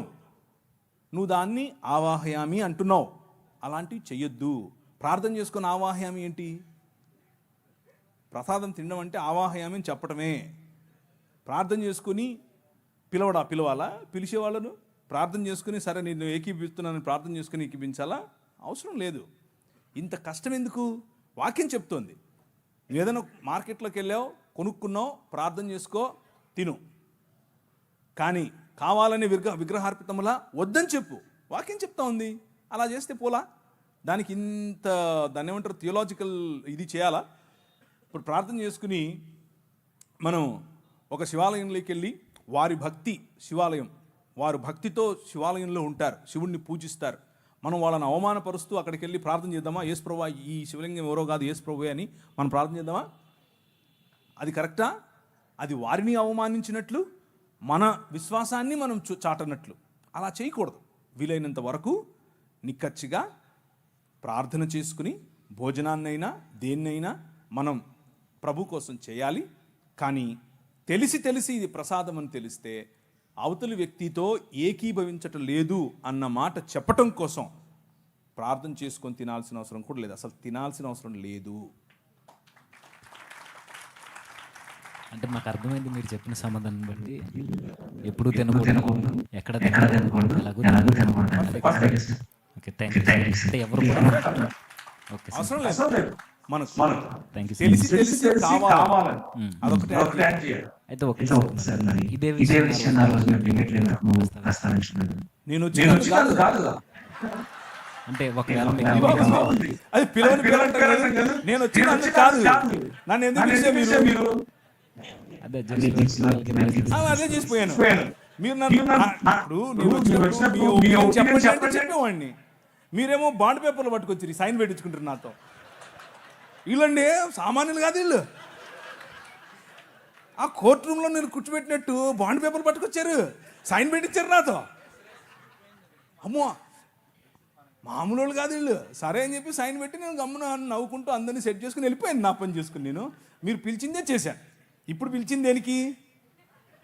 డైరెక్ట్ మిమ్మల్ని. అప్పుడు చేతులా? అవును సార్. అయితే ఆ బాండ్ పేపర్ తీసుకొచ్చింది మేము కాదు సార్, అటు నుంచి వచ్చే. నాకేం తెలుసండి, అది నువ్వు తెచ్చావా ఎవరు తెచ్చారు నాకేంటి? ఆడ ఉందా లేదా? అక్కడికి వచ్చే వరకు కూడా తెలియదు సార్ బాండ్ పేపర్లు ఉన్నాయన్న సంగతి. అది నాకు ఒకవేళ ఒకటి సార్, నేనేం మాట్లాడాలి? ఒకటి సార్, ఒకవేళ నేనేం మాట్లాడలేదు ఇప్పుడు. ఆ రోజు మీకు అవకాశం ఉంటే ఇదే విషయాన్ని 100% నిర్మోహమాటంగా చెప్తాను. ఎక్కడైనా చెప్తాను, ఎప్పుడైనా చెప్తాను. అది కావాలి సార్, నిర్మోహమాటంగా చెప్తాను. అది ఇప్పుడు కాదు, ఎప్పుడైనా చెప్తాను, చెప్తూనే వస్తున్నాను. అది నాకు ఏమాత్రం ఇబ్బంది లేదు ఆ విషయంలో. ఇది నా స్టాండ్ పాయింట్. సరే సార్, డిబేట్ని బట్టి ఇప్పుడు మిమ్మల్ని డైరెక్ట్గా అడుగుతున్నాను సార్. అసలు పబ్లిక్ మీరు ఏ క్లారిటీ ఇవ్వాలనుకుంటున్నారు ఆ డిబేట్ విషయంలో, ఆ జరిగిన డిబేట్ విషయంలో? No comments. ఏం మాట్లాడకూడదని మీరు సైన్ పెట్టించుకున్నారు నాతో. వీళ్ళు సైన్ పెట్టించుకున్నారండి బాబు. ఇది అయిపోయిన తర్వాత ఏం మాట్లాడకూడదని సైన్ పెట్టించుకున్నారు. ఇప్పుడు మళ్ళీ అడుగుతావేంటి? No comments. సైన్ పెట్టించుకున్నది వాళ్ళు సార్, మాకు సంబంధం లేదు ఆ విషయం. ఇప్పుడు అడిగేది నేను సార్. అయినా మీరు నేను పెట్టలేదులేండి. మరి చాలా నేను పెట్టలేదులేండి. కానీ ఇప్పుడు మీరు అడిగేది ఏంటి? ఏం లేదు సార్. ఇప్పుడు మీరు అంత పెద్ద వ్యక్తి, మీరు వచ్చి కనీసం మీ వాయిస్ ఏం వినిపించలేదు కదా, ఇప్పుడైనా మీ వాయిస్ పబ్లిక్. ఇప్పుడు చెప్పాను కదా, నా వాయిస్ చాలా క్లియర్గా, పెద్ద వ్యక్తిని కాదు నేను. ఫస్ట్ విషయం అది కట్. రెండు అంటే వాయిస్లో పెద్ద అంటున్నావా, ముసలోడు అంటున్నావా నన్ను? ఇప్పుడే అయ్యగారితో ఆశీర్వాదం తీసుకున్నాను. అయ్యా మీలాగా నేను 90 ఏళ్ళు బతకాలి అని ఆశీర్వాదం చేయండి అని ఇచ్చారు కదా, తల మీద చేయబెట్టి. సో నా స్టాండ్ ఇదే, విగ్రహార్పితములు తినద్దు, విగ్రహార్పితములలో ఉన్న పాటలు పాడొద్దు, విగ్రహార్పితములైన నాట్యం చేయొద్దు, విగ్రహార్పితములైన కులం పాటించొద్దు, విగ్రహార్పితమైన మతం వద్దు, విగ్రహార్పితంగా ఉండేటటువంటి ఉద్యోగం చేయొద్దు, విగ్రహార్పితంగా ఉండేటటువంటి దాసోహం చేయొద్దు. ఎవరికి? మన రాజు యేసే. Jesus is the king of all. మధ్యలో ఏ విగ్రహం లేదు. ఇంకా గట్టిగా చెప్పాలా? లేదు సార్, ఇంతకన్నా ఏమవుతుందన్నా, మీ నుంచి ఇదే కోరుకున్నాం మేము. ఎందుకంటే మీలాంటి వారు మాట్లాడితే ఈ క్రిస్టియన్ సొసైటీకి ఒక చక్కని సమాధానం దొరుకుతుందని మీరు మాకు ఇచ్చిన స్వేచ్ఛలో నేను ఈ మాట్లాడడం జరిగింది. ఇంకొక విషయం ఏంటంటే, యాక్చువల్గా క్రిస్టియన్స్కు ఈ క్లారిటీ ముందు నుంచి ఉంది.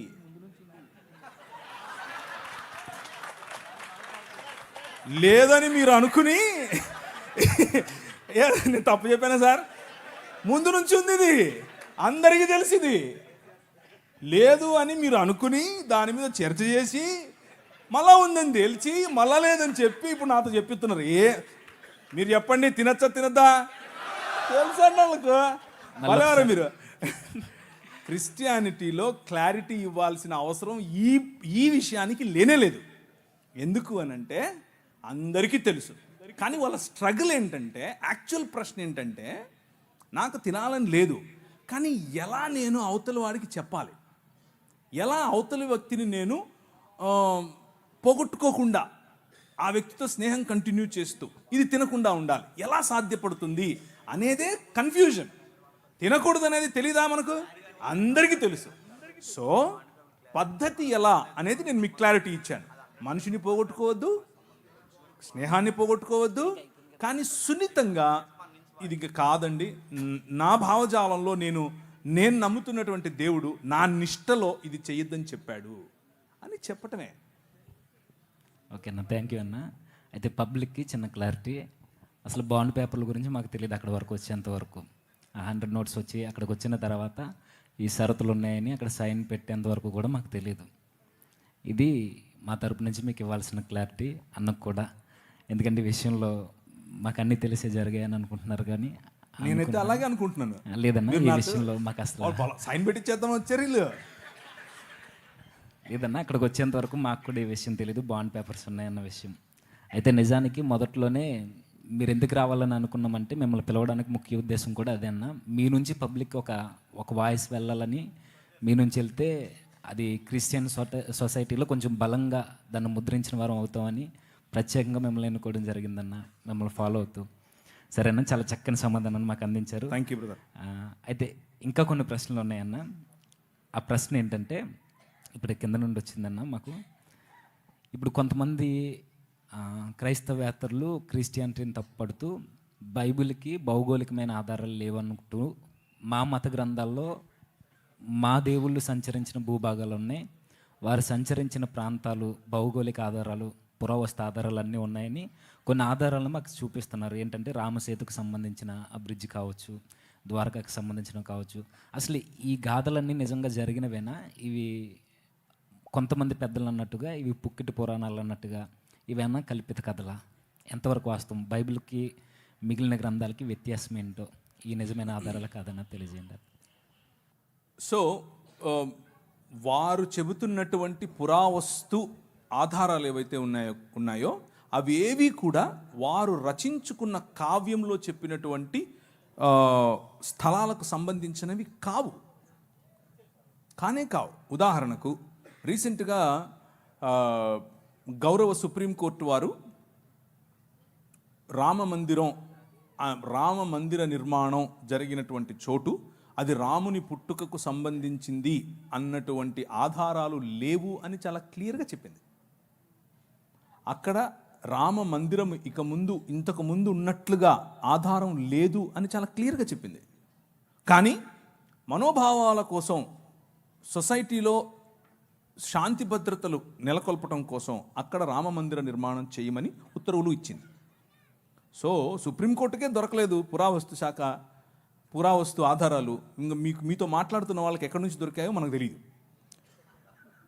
అది వాళ్ళు సొంతంగా వాట్సాప్ యూనివర్సిటీ అంటారు దాన్ని. అది వాట్సాప్ యూనివర్సిటీలో దొరికింది. ఇకపోతే కొన్ని విషయాలు చూద్దాం. మీరు అడిగినటువంటి బ్రిడ్జ్ ఏదైతే ఉందో దాన్ని యాడమ్స్ బ్రిడ్జ్ అంటారు. అది వానర సైన్యం నిర్మించినటువంటి వారధి కాదు. దాన్ని యాడమ్స్ బ్రిడ్జ్ అంటారు. అది న్యాచురల్గా ఫామ్ అయినటువంటి ఒక భూభాగము మాత్రమే. అయితే ఒక ప్రశ్న ఏంటి? ఆ ప్రశ్న అంటే ఒక ఆయన లంకలేకి ఎగిరి వెళ్ళిపోయాడు. వీళ్ళకి బ్రిడ్జిలు ఎందుకు కావాల్సి వచ్చాయి? వీళ్ళు ఎగరొచ్చుగా. ఇంకో భలే ఉంటుంది చూడండి. ఒక ఆయన విమానం, ఆ రోజుల్లో విమానాలు ఉన్నాయంట, విమానం వేసుకుని పోయాడు. ఎందుకు అని అంటే ఒక ఆయన తలకాయ కింద పెట్టి పైన కాళ్ళు పెట్టి తపస్సు చేస్తున్నాడు. అంటే ప్రార్థన చేస్తున్నాడు. తపస్సు, ప్రార్థన, భగవన్ నామ స్మరణం చేస్తున్నాడు. ఈయన వెళ్ళాడు, విమానం దిగి కత్తి తీశాడు. నీ పేరేంటి అన్నాడు. అంటే నా పేరు, నేను ఫలానా కులానికి చెందినవాడిని అని అన్నాడు. నా పేరు చెప్పాడు, అంతే, వేసేసాడు. మరి ఆ రోజు విమానం ఉండింది, అంతకుముందు ఎందుకు లేదు? అప్పటికి ఇంకా కనుక్కోలేదా? సో పురావస్తు అని అడిగితే సరిపోదు, పురావస్తు శాఖ వాళ్ళు ఇచ్చే ఆధారాలు ఉండాలి కదా. కథలోనే ఇన్ని పొరపచ్చాలు తెలిసిపోతున్నాయి మనకి. విమానం ముందు, ఇప్పుడు అక్కడ యుద్ధం అంతా అయిపోయిన తర్వాత వారధి మీద వచ్చారా? లేదు, విమానంలోనే వచ్చారు, పుష్పక విమానంలో వచ్చారు. అంతకుముందు ఎందుకు లేదు అది? ఇట్లాంటి ప్రశ్నలు చాలా అవుతాయండి ఇంకా. సో అదే వారధి అవసరం లేదు. ఈ మాటలు ఏవైతే చెప్తున్నారో ఇవి తరువాత లేటరల్ డెవలప్మెంట్స్ అంటారు వీటిని. అంటే తరువాత డెవలప్ చేసుకున్నటువంటి ఆధారాలు, తరువాత డెవలప్ చేసుకున్నటువంటి కాన్సెప్ట్స్. సో అవి నాకు అర్థమైనంతలో, నేను రికార్డెడ్గా చెప్తున్నాను, నేను చదివినంతలో పుల్లెల రామకృష్ణుడు గారు రాసినటువంటి, వారు తర్జుమా చేసినటువంటి వాల్మీకి రామాయణం నేను చదివాను. అది కూడా దేనికి చదివాను అంటే, మన హిందూ మిత్రులు కొంతమంది వారు వేసే ప్రశ్నలకు సమాధానం చెప్పడం కోసం అదే పనిగా కూర్చొని అన్ని కాండాలు క్షుణ్ణంగా అర్థం చేసుకుంటూ లైన్ బై లైన్ అండర్లైన్ చేసుకుంటూ చదివాను. కానీ అందులో వారు ప్రస్తావించినటువంటి స్థలాలు కానీ, వారు ప్రస్తావించినటువంటి మనుషులు కానీ, వారు ప్రస్తావించినటువంటి కోటలు కానీ, వారు ప్రస్తావించినటువంటి భారతంలో కూడా వారు ప్రస్తావించినటువంటి ఇళ్ళు కానీ ఏదీ ఇప్పుడు మనకు లభ్యంగా లేదు, ఏదీ మనకు అందుబాటులో లేదు. ఒకవేళ ఉంటే ఆర్కియాలజికల్ సొసైటీ ఆఫ్ ఇండియా అని ఒక వెబ్సైట్ ఉంది. అది భారతదేశ పన్ను, మనమందరం పన్ను కడతాం, భారతదేశ గవర్నమెంట్ వాళ్ళు ఆ వెబ్సైట్ పెట్టారు. అందులో తప్పకుండా ఉంటుంది. లేదు, బౌద్ధానికి ఉంది, జైనానికి ఉంది, క్రైస్తవానికి ఉంది. అశోకుడు జీవించిన కాలంలో శిలాఫలకాలు పెట్టాడు. అందులో అరమైక్ భాష ఉంది, అందులో తమిళ భాష ఉంది, అందులో పాలి ధమ్మలిపి ఉంది. సంస్కృతం లేదు, హిందీ లేదు, ఏం లేదు. సో ఇది ఈ పురావస్తు శాఖకు సంబంధించినటువంటి ఆధారాలు. ఉదాహరణకు లిపి, ఉదాహరణకు శిల, ఉదాహరణకు శిలాశాసనములు, ఉదాహరణకు మందిరములు, ఇలాంటివేవి కూడా వాళ్ళు చెప్తున్నట్లుగా లక్షల సంవత్సరాల క్రితం ఉన్నాయి, ఏమీ లేవు. అదంతా బూటకం. కొద్దిగా ఎప్పటి నుంచి మొదలైంది ఈ ఆధారాలు దొరకటం అని అంటే క్రీస్తు శకం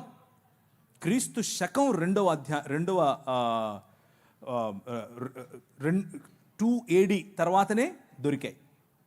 2 AD తర్వాత, దానికి ముందు క్రీస్తు పూర్వం ఎటువంటి ఆధారాలు కూడా వీరు చెప్తున్నటువంటి వాటికి దొరకలేదు.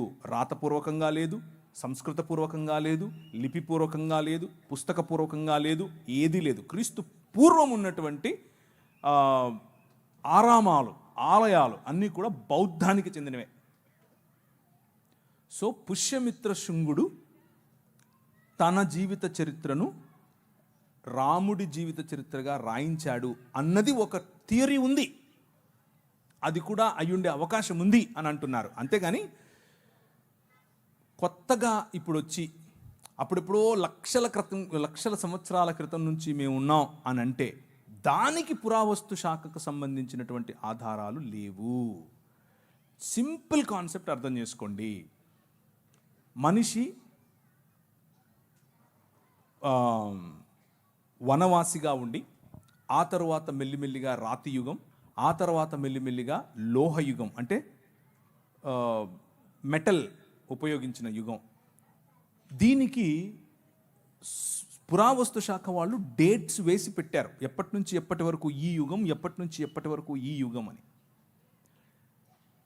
మెటల్ ఇన్వెంట్ చేసిన తర్వాత వచ్చినటువంటి యుగం ఏదైతే ఉందో, రాతి యుగం తరువాత, మెసపటోమియా తరువాత ఈజిప్షియన్ సివిలైజేషన్ అంటే మోషే సమయం, ఆ సమయానికి మెటల్ డెవలప్ అయింది, ఆ సమయానికి లోహం డెవలప్ అయింది. కనుకనే రథాల యొక్క మొట్టమొదటిసారి రథాల వాడటం, మొట్టమొదటిసారి గుర్రాలు రథాలు కలిపి వాడటం ఈజిప్షియన్ సివిలైజేషన్లో మనం చూస్తాం. గుర్రాలు ఆ తరువాత దాదాపు కొన్ని వందల సంవత్సరాల తర్వాత మెల్లిమెల్లిగా ఈ జంబూక ద్వీపం అని పిలువబడినటువంటి భారత ఇండియన్ సబ్ కాంటినెంట్ అనేదైతే అంటున్నామో ఆ ప్రాంతాలకు వచ్చాయి. గుర్రాలు వచ్చింది మోషే తరువాత యుగంలో, మోషే మరియు ఈజిప్షియన్ సివిలైజేషన్ తరువాతి కాలంలో, అంటే క్రీస్తు పూర్వం మహా అయితే 1000 సంవత్సరాలు. అప్పుడు గుర్రాలు వచ్చాయి, రథాలు వచ్చాయి. లక్షేళ్ల క్రితం గుర్రాలు రథాలు ఎక్కడి నుంచి వస్తాయి? ఇంత చిన్న ప్రశ్న రాదా మనుషులకి? లేవు. అది మీరు అడిగిన ప్రమాణంలోనే ఆర్కియలాజికల్ సర్వే ఆఫ్ ఇండియా వాళ్ళే ఒప్పుకున్నది. అది రీసెంట్గా IIT ఖరగ్పూర్ వాళ్ళు ఇలాంటి ఒక క్యాలెండర్ సృష్టించి ప్రజల్లో ఈ సనాతన ధర్మం అనే కాన్సెప్ట్ను IIT వాళ్ళు, ఇండియన్ ఇన్స్టిట్యూట్ ఆఫ్ టెక్నాలజీ, వాళ్ళకి ఏం పని మతంతో, వాళ్ళు కూడా ఈ వాట్సాప్ యూనివర్సిటీ మొదలుపెట్టారు. వాళ్ళ కోసం మేము రెగ్యులర్గా వాళ్ళకు వినిపించాల్సినటువంటి మంత్రాలు వినిపిస్తూనే ఉన్నాం. అది కాదు, దానికి ఆధారం లేదు, ఏ ఆధారము లేదు. కానీ ఇప్పుడు మీరు అదే బైబిల్ని తీసుకోండి. వారు బైబిల్లో చెప్పిన ఇశ్రాయేలీయులు చేసిన నిర్మాణంలో భాగమైనటువంటి పిరమిడ్స్ ఉన్నాయా? ఉన్నాయి. ఇశ్రాయేలు మాట్లాడుతున్నటువంటి ప్రదేశాలు ఉన్నాయా? ఉన్నాయి. ఐగుప్తు దేశం ఉందా? ఉంది. నది ఉందా? ఉంది. యొర్దాను నది ఉందా? ఉంది. ఎర్ర సముద్రం ఉందా? ఉంది. బెత్లెహేం ఉందా? ఉంది. యెరూషలేం ఉందా? ఉంది. తెలవీవ్ ఉందా? ఉంది. తూరు పట్టణం ఉందా? ఉంది. తర్షీష్ ఉందా? ఉంది. ఏది లేదు. ప్రతి ఒక్కదానికి ఎవిడెన్స్ ఉంది. ఫలానా రాజు ఫలానా సమయంలో ఫలానా చోట ఫలానా జనాభా లెక్కలేశాడు, అప్పుడు యోసేపు మరియను తీసుకెళ్ళాడు. వెళ్తే మనకు తెలీదా? కైసర్ అగస్తస్ ఏం చేశాడు, కైసర్ తిబేరియస్ ఏం చేశాడు, వాళ్ళు ఏ విధంగా జనాభా లెక్కల కోసం అందరినీ వెళ్ళమని చెప్పారు. This is all recorded, tracked. So ఆ రోజు ఉన్నటువంటి హిస్టోరియన్స్, జోసిఫస్ కావచ్చు, ప్లైనీ కావచ్చు, టాసిటస్ కావచ్చు, వాళ్ళు రాసినటువంటి లేఖలు ఈ రోజుకు మనకు అందుబాటులో ఉన్నాయి. సో ఎక్స్ట్రా బిబ్లికల్ సోర్సెస్ మనకు అందుబాటులో ఉన్నాయి. ఆ ఎక్స్ట్రా బిబ్లికల్ సోర్సెస్ ఉన్న కారణం చేత మనం బైబిల్ నమ్మక్కర్లేదు. బైబిల్కే అవన్నీ తర్వాత వచ్చి మళ్ళా లైన్ అవ్వాలి. ఎందుకంటే Bible it self is a historical book. అందులో చరిత్ర చాలా స్పష్టంగా రాశారు. గలతీ ద్వీపం ఈ రోజుకుందా? ఉంది. స్మిర్నా ఉందా? స్మిర్నా అంటే ఈరోజు ఉన్న సిరియాలో ఉన్న ఇజ్మీర్ అనే సిటీ. ప్రతి సిటీ ఈరోజు మనం కొన్ని మునిగిపోయాయి, కానీ మెజారిటీ ఆఫ్ ప్లేసెస్ ఈ రోజుకు ఉన్నాయి. అంతటా పౌలు ఇటలీను పటాలమునకు వెళ్ళను. ఇటలీ కనిపిస్తుందా ఈరోజు? లేదా? ఎస్. ఆయన అరియపెగస్ అనేటటువంటి ఉందా లేదా? ఈ రోజుకు ఉంది.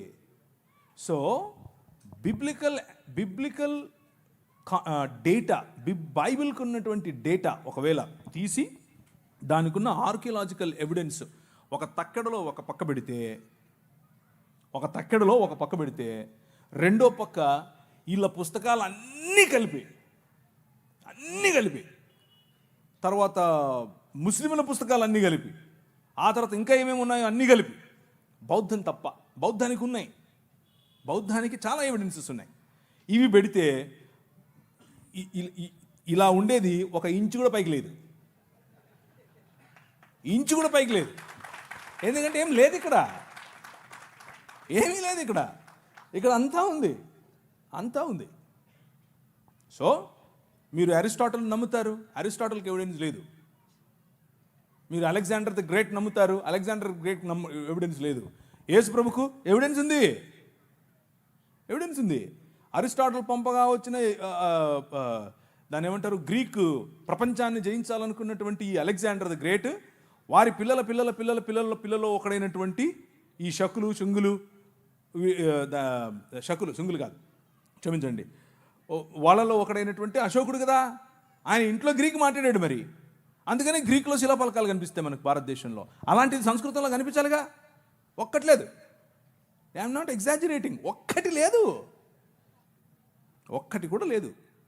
మరి ఏదో చూపించండి ఆర్కియలాజికల్ ఎవిడెన్స్ ఎక్కడుందో. సో ఇదంతా కూడా ఆయాసం, అంతే.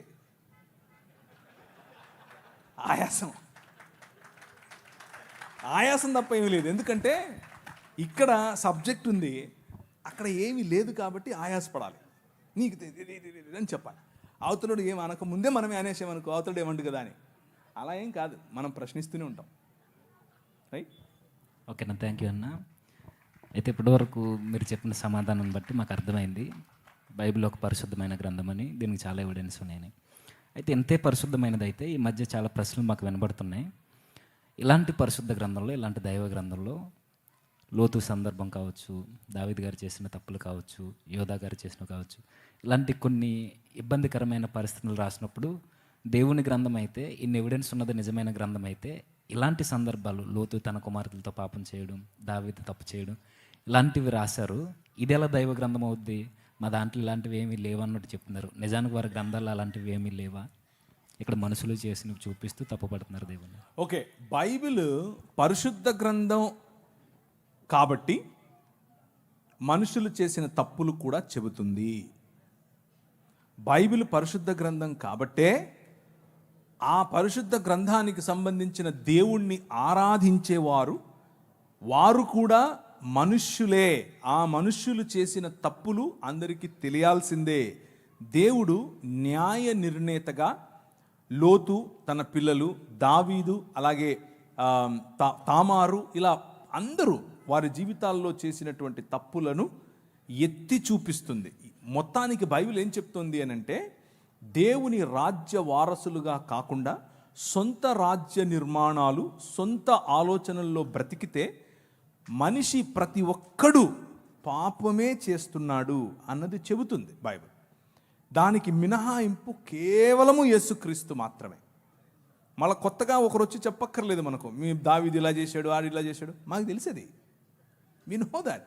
అది మా దేవుడే రాయించాడు కాబట్టే పరిశుద్ధమైన దేవుడు, రాయించాడు కాబట్టే పరిశుద్ధమైన పుస్తకం. కప్పిపెట్టుంటే ఆయన పరిశుద్ధమైన దేవుడు ఎలా అవుతాడు? కప్పిపెట్టుంటే అది పరిశుద్ధమైన పుస్తకం ఎలా అవుతుంది? అది కేవలము ఒక అజెండాతో వచ్చిన పుస్తకం అవుతుంది. కానీ అవతలి వారు అలా కాదు. అవతలి వారి పరిస్థితి అది కాదు. అవతలి వారి పరిస్థితి ఏమిటి అని అంటే, ఎవరైతే దేవుళ్ళుగా, ఎవరైతే దేవతలుగా తమను తాము ఆ పుస్తకాలలో ప్రకటించుకున్నారో వారు మిగిలిన వారిని మోసముతోనూ సెక్షువల్ అల్యూర్మెంట్ అంటే లైంగిక ఆకర్షణతోనూ, వయలెన్స్తోనూ, రేప్తోనూ, స్వయంగా పిల్లలను సొంత పిల్లలతో శారీరకేచ్ఛలు తీర్చుకోవటంతోనూ దేవుళ్ళు ఆ పని చేసినట్లుగా వారి పుస్తకాలు చెప్తున్నాయి. సో బైబిల్కు మిగిలిన పుస్తకాలకు ఉన్న తేడా ఏమిటి అని అంటే, బైబిల్ మనుష్యులు చేసిన తప్పులను ఎత్తి చూపిస్తుంది, కానీ దేవుడు ఆ చేసిన తప్పులను సమర్థించకుండా వారిని సరైన మార్గంలో పెట్టడం కోసం తన కుమారుడైనటువంటి యేసు క్రీస్తును పంపాడు. కానీ మిగిలిన పుస్తకాలు అలా కాదు. మిగిలిన పుస్తకాలు ఆ దేవుళ్ళు చేసేది ఒక పెద్ద ఘనకార్యం అన్నట్లు, ఒక ఆయన 16,000 మంది అయితే, ఇంకొక ఆయన 3 అంటే, ఇంకొక ఆయన 10 మంది అంటే, ఇంకొక ఆమె 5 మంది మొగుళ్ళు వేసుకుంటే ఇవన్నీ తిరుగుతూ ఉంటారు. ఇది అప్రూవ్డ్ బై గాడ్. వాళ్ళకి ఇది సనాతన ధర్మం అంటే ఇదే అని చెప్తారు. అది సమస్య. అక్కడికి ఇక్కడికి తేడా కనిపిస్తుందా? ఇది తప్పు అని బైబిల్ చెప్తోంది, అలా చెయ్యొద్దు అని బైబిల్ చెప్తోంది. సనాతన ధర్మం అంటేనే ఇది అని ఇది చెప్తోంది. ఉదాహరణకు ఒక ఆయన ఉంటాడు, ఆయన వాళ్ళ అమ్మగారు ప్రెగ్నెంట్. వాళ్ళ అమ్మగారు ఇంట్లో ఉంటారు, వాళ్ళ నాన్నగారు కూడా ఉంటారు. ఏదో చక్కగా మంచి మురిపెం మంచి ఫ్యామిలీ. అలా ఉంటే ఇది ఎక్కడి నుంచి తీసుకొని చెప్తున్నానంటే మహాభారతం నుంచి తీసుకొని చెప్తున్నాను. యుధిష్ఠిరుడు అంటే ధర్మరాజు చెప్పినటువంటి స్టోరీ. ధర్మరాజుకు మరియు గంగాపుత్రుడైనటువంటి భీష్మాచారికి మధ్య జరుగుతున్నటువంటి కాన్వర్జేషన్. అందులో నారద ముని గారు కూడా ఉన్నారు. వాళ్ళ మధ్యలో జరుగుతున్నటువంటి కాన్వర్జేషన్. ఏంటి కాన్వర్జేషన్ అంటే, ఒకసారి ఒక ముని వాళ్ళ ఇంట్లోకి వస్తాడు, చకా వస్తాడు. వచ్చి వాళ్ళ అమ్మ అక్కడ ఉంటుంది, పోయి చేయి పట్టుకుని పదాపదమరా అంటాడు. ఈ నుండి ఏంటి అయిపోతుంది నానా, ఆయన నాపు అంటే, ఆపకూడదు నాయన అన్నాడు. ఏంటి నాన్న, మా అమ్మని తీసుకెళ్ళిపోతున్నాడు ఆయన అని అంటే, ఇథా ధర్మ సనాతన అన్నాడు. ఏంటి ఇదే సనాతన ధర్మం అంటే అని చెప్పాడు. ఏమని? బ్రాహ్మణుడు వచ్చి నీ భార్యను చేయి పట్టుకొని తీసుకెళ్తే నువ్వు ఆపొద్దు, ఆయన వెళ్ళిపోవాలంతే, అదే సనాతన ధర్మం చెప్పాడు ఆయన. ఇది నేను చెప్పట్లేదు, ప్రవీణ్ చెప్పట్లేదు, భీష్మాచార్యుడు, యుధిష్ఠిరుడు మరియు నారదుడు 3 చెప్తున్నారు. వినకపోతే ఎట్లా మరి? మీకు అర్థమవుతుందా? వినకపోతే ఎట్లా? ఇంకొక కథ చెప్తాను. అంటే మీరు అడిగిన దానికి చెప్పాలి, చెప్పకపోతే కష్టమైపోద్ది. కొంచెం ఎక్కువ టైం తీసుకున్నానా? ఇంకొక ఆమె పాపం గర్భవతి, లోపల పిల్లవాడు ఉన్నాడు. పిల్లవాడు ఉంటే ఒక ముని వచ్చాడు. కమాన్ రా అన్నాడు. ఏంటయ్యా నేను గర్భవతినయ్యా అన్నాడు. అంటే ఈయన ఇదా ధర్మ సనాతన అన్నాడు. సరే కానీ అంటే ఆమెతో, ఆ గర్భవతితో ఆయన లైంగిక క్రియ చేస్తూ ఉన్నప్పుడు లోపల నుంచి బిడ్డ అరిచాడంట. ఒరే ఈడ టైం లేదు, ప్లేస్ లేదు, పో అంటున్నాడు. ఈడ ప్లేస్ లేదు, నువ్వు రావడానికి వీల్లేదు, వెళ్ళిపో అని అడుగుతున్నాడు లోపల నుంచి. ఏమి రాశారా పుస్తకాలు మీరు?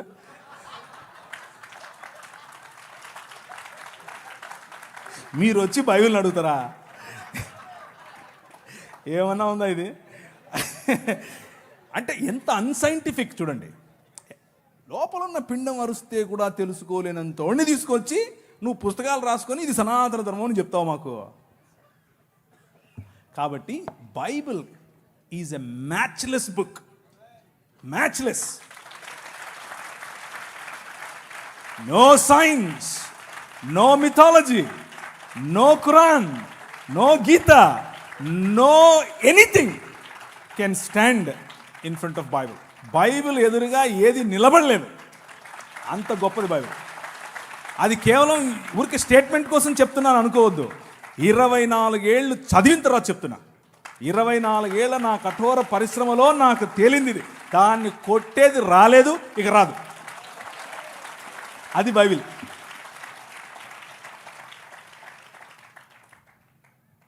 ఇంకా థ్యాంక్ యూ అన్న.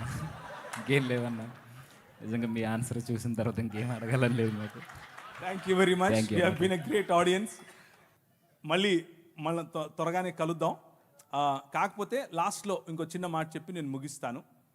దయచేసి ఇప్పుడు నేను చెప్పిన మాటలు, ఇప్పుడు నేను ఇచ్చిన స్టేట్మెంట్స్ ఇవేవి కూడా అవతలి వారిని నొప్పించడం కోసం కాదు. అవతల వారిని పోగొట్టుకోవటం కోసం కాదు, అవతల వారి కంటే నేను గొప్ప అని చెప్పుకోవటం కోసం కాదు. బైబిల్ మీద బురద చల్లితే అలా చల్లకండి, అది కరెక్ట్ కాదు. ఒకవేళ బురద చల్లాలనుకుంటే ఇదిగో మీ భావజాలంలో చాలా బురద చల్లే అవకాశం ఉంది అని చెప్పటం కోసం మాత్రమే. అలాగే విన్న మీరు ఈ కంటెంట్ తీసుకుని దొరికినోడు ప్రతి ఒక్కడిని ఇలా నీకు తెలుసా అని మొదలుపెట్టకండి. ఇలాగ ఉందటగా, అందుకు కాదు నేను చెప్పింది, డిస్క్లైమర్ ఇది. అలా చేయబాకండి, అది కరెక్ట్ కాదు. ఇది ఒకవేళ మనల్ని ప్రశ్నిస్తే తిరిగి ప్రశ్నించటం కోసం ఉపయోగపడేది మాత్రమే తప్ప కావాలని గోక్కుని అవతలి వాడికి ఏదో తలంబ్రాలేసి పంపిద్దాం అనేది చేయకండి. అలా చేయకూడదు. ఈ మధ్య క్రైస్తవ లోకంలో ఈ ఒరవడి పెరిగింది. అది చేయకూడదు, అది తప్పు. అది మనకు, మన పిల్లలకు, మన భవిష్యత్తుకు చాలా అపాయకరం. మన సమాజం ప్రేమ సమాజం, మన సమాజం క్షమా సమాజం, మన సమాజం తగ్గించుకునే సమాజం. మనం అలాగే ఉందాం, మన పిల్లలకు అదే నేర్పుదాం. అలా కాకుండా అతివాదంలోకి వెళ్ళామనుకోండి, అతివాదం మన పిల్లల భవిష్యత్తును నాశనం చేస్తుంది. మన దేశం, మన ప్రజలు, మన బంధువులు, మన తోటివారు, మన సొంత వారు, వారు హిందువులైనా, ముస్లిములైనా, క్రైస్తవులైనా, ఏ దేవుణ్ణి నమ్మని వాళ్ళైనా అందరూ మన వాళ్ళే. అందరినీ కలుపుకొని పోవాలి, అందరితో మంచిగా ఉండాలి. కాదు కూడదు అని కొద్దిగా వాళ్ళు అతిగా మాట్లాడితే వాళ్ళకి మంచి భోజనం చాలా నవ్వుతూనే పెట్టాలి, చక్కగా వడ్డించి పంపించాలి. Okay, thank you. కొంచెం గట్టిగా థ్యాంక్ యూ అన్న. సమాధానాలు అందించినందుకు నా ప్రత్యేకమైన వందనాలు తెలియజేస్తున్నాను. అలాగే రాత్రికాలం ముందు దీనికన్నా ఇంకా జోస్ అంటే వాక్యంలో, నిజానికి ఇప్పుడు వర్తమానం జరగాలి కానీ ముందు క్వశ్చన్ అవర్ జరుగుతుంది కాబట్టి దీనికి ఇలా కంటిన్యూ చేయడం జరిగింది. రాత్రికాలం ముందు మిషనరీ వ్యవస్థ కొరకు మన భారతదేశంలో వారు చేసిన రిఫార్మేషన్ ఎలా జరిగిందో దీని అంతటికి సంబంధించిన నాలెడ్జ్ కొరకు మనం విందాం. ఎందుకంటే నేడున్న క్రైస్తవ్యానికి తెలియాల్సిన సంగతులు, నిజానికి ఇలాంటి విషయాల్ని ఎవరు పెద్దగా చెప్పరు. కానీ ఈరోజు మనల్ని ప్రేమించి మనకి ఈ విషయాల్ని మనతో పంచుకోవడానికి అన్న చాలా దూర ప్రాంతం నుండి రావడం జరిగింది. కాబట్టి మనం అందరం వినడానికి అవసరమైతే మనం త్వరగా మనం పనులు ముగించుకొని జస్ట్ ఒక 20 minutes లేదా 30 minutesలో మనం ఇక్కడికి వస్తే త్వరగా అనేక సమయం ఇద్దాం, ఎక్కువసేపు దేవుని మాటలు విందాం. ఎందుకంటే అన్న మనతో ఉండేది కొద్ది సమయమే కాబట్టి ఈరోజు మనం కేటాయిద్దాం. రేపు కూడా ఉండడానికి తల్లిగారి కొరకు మనం అందరం ప్రార్థన చేద్దాం. ఒకసారి అందరూ లేచి నిలబడదామా? నిలబడు. అన్నీ జేమ్స్ అని వచ్చి ప్రార్థన చేయాలని సమయాన్ని అప్పగిస్తాం. ఆలస్యమైంది తండ్రి, ఆలస్యమైన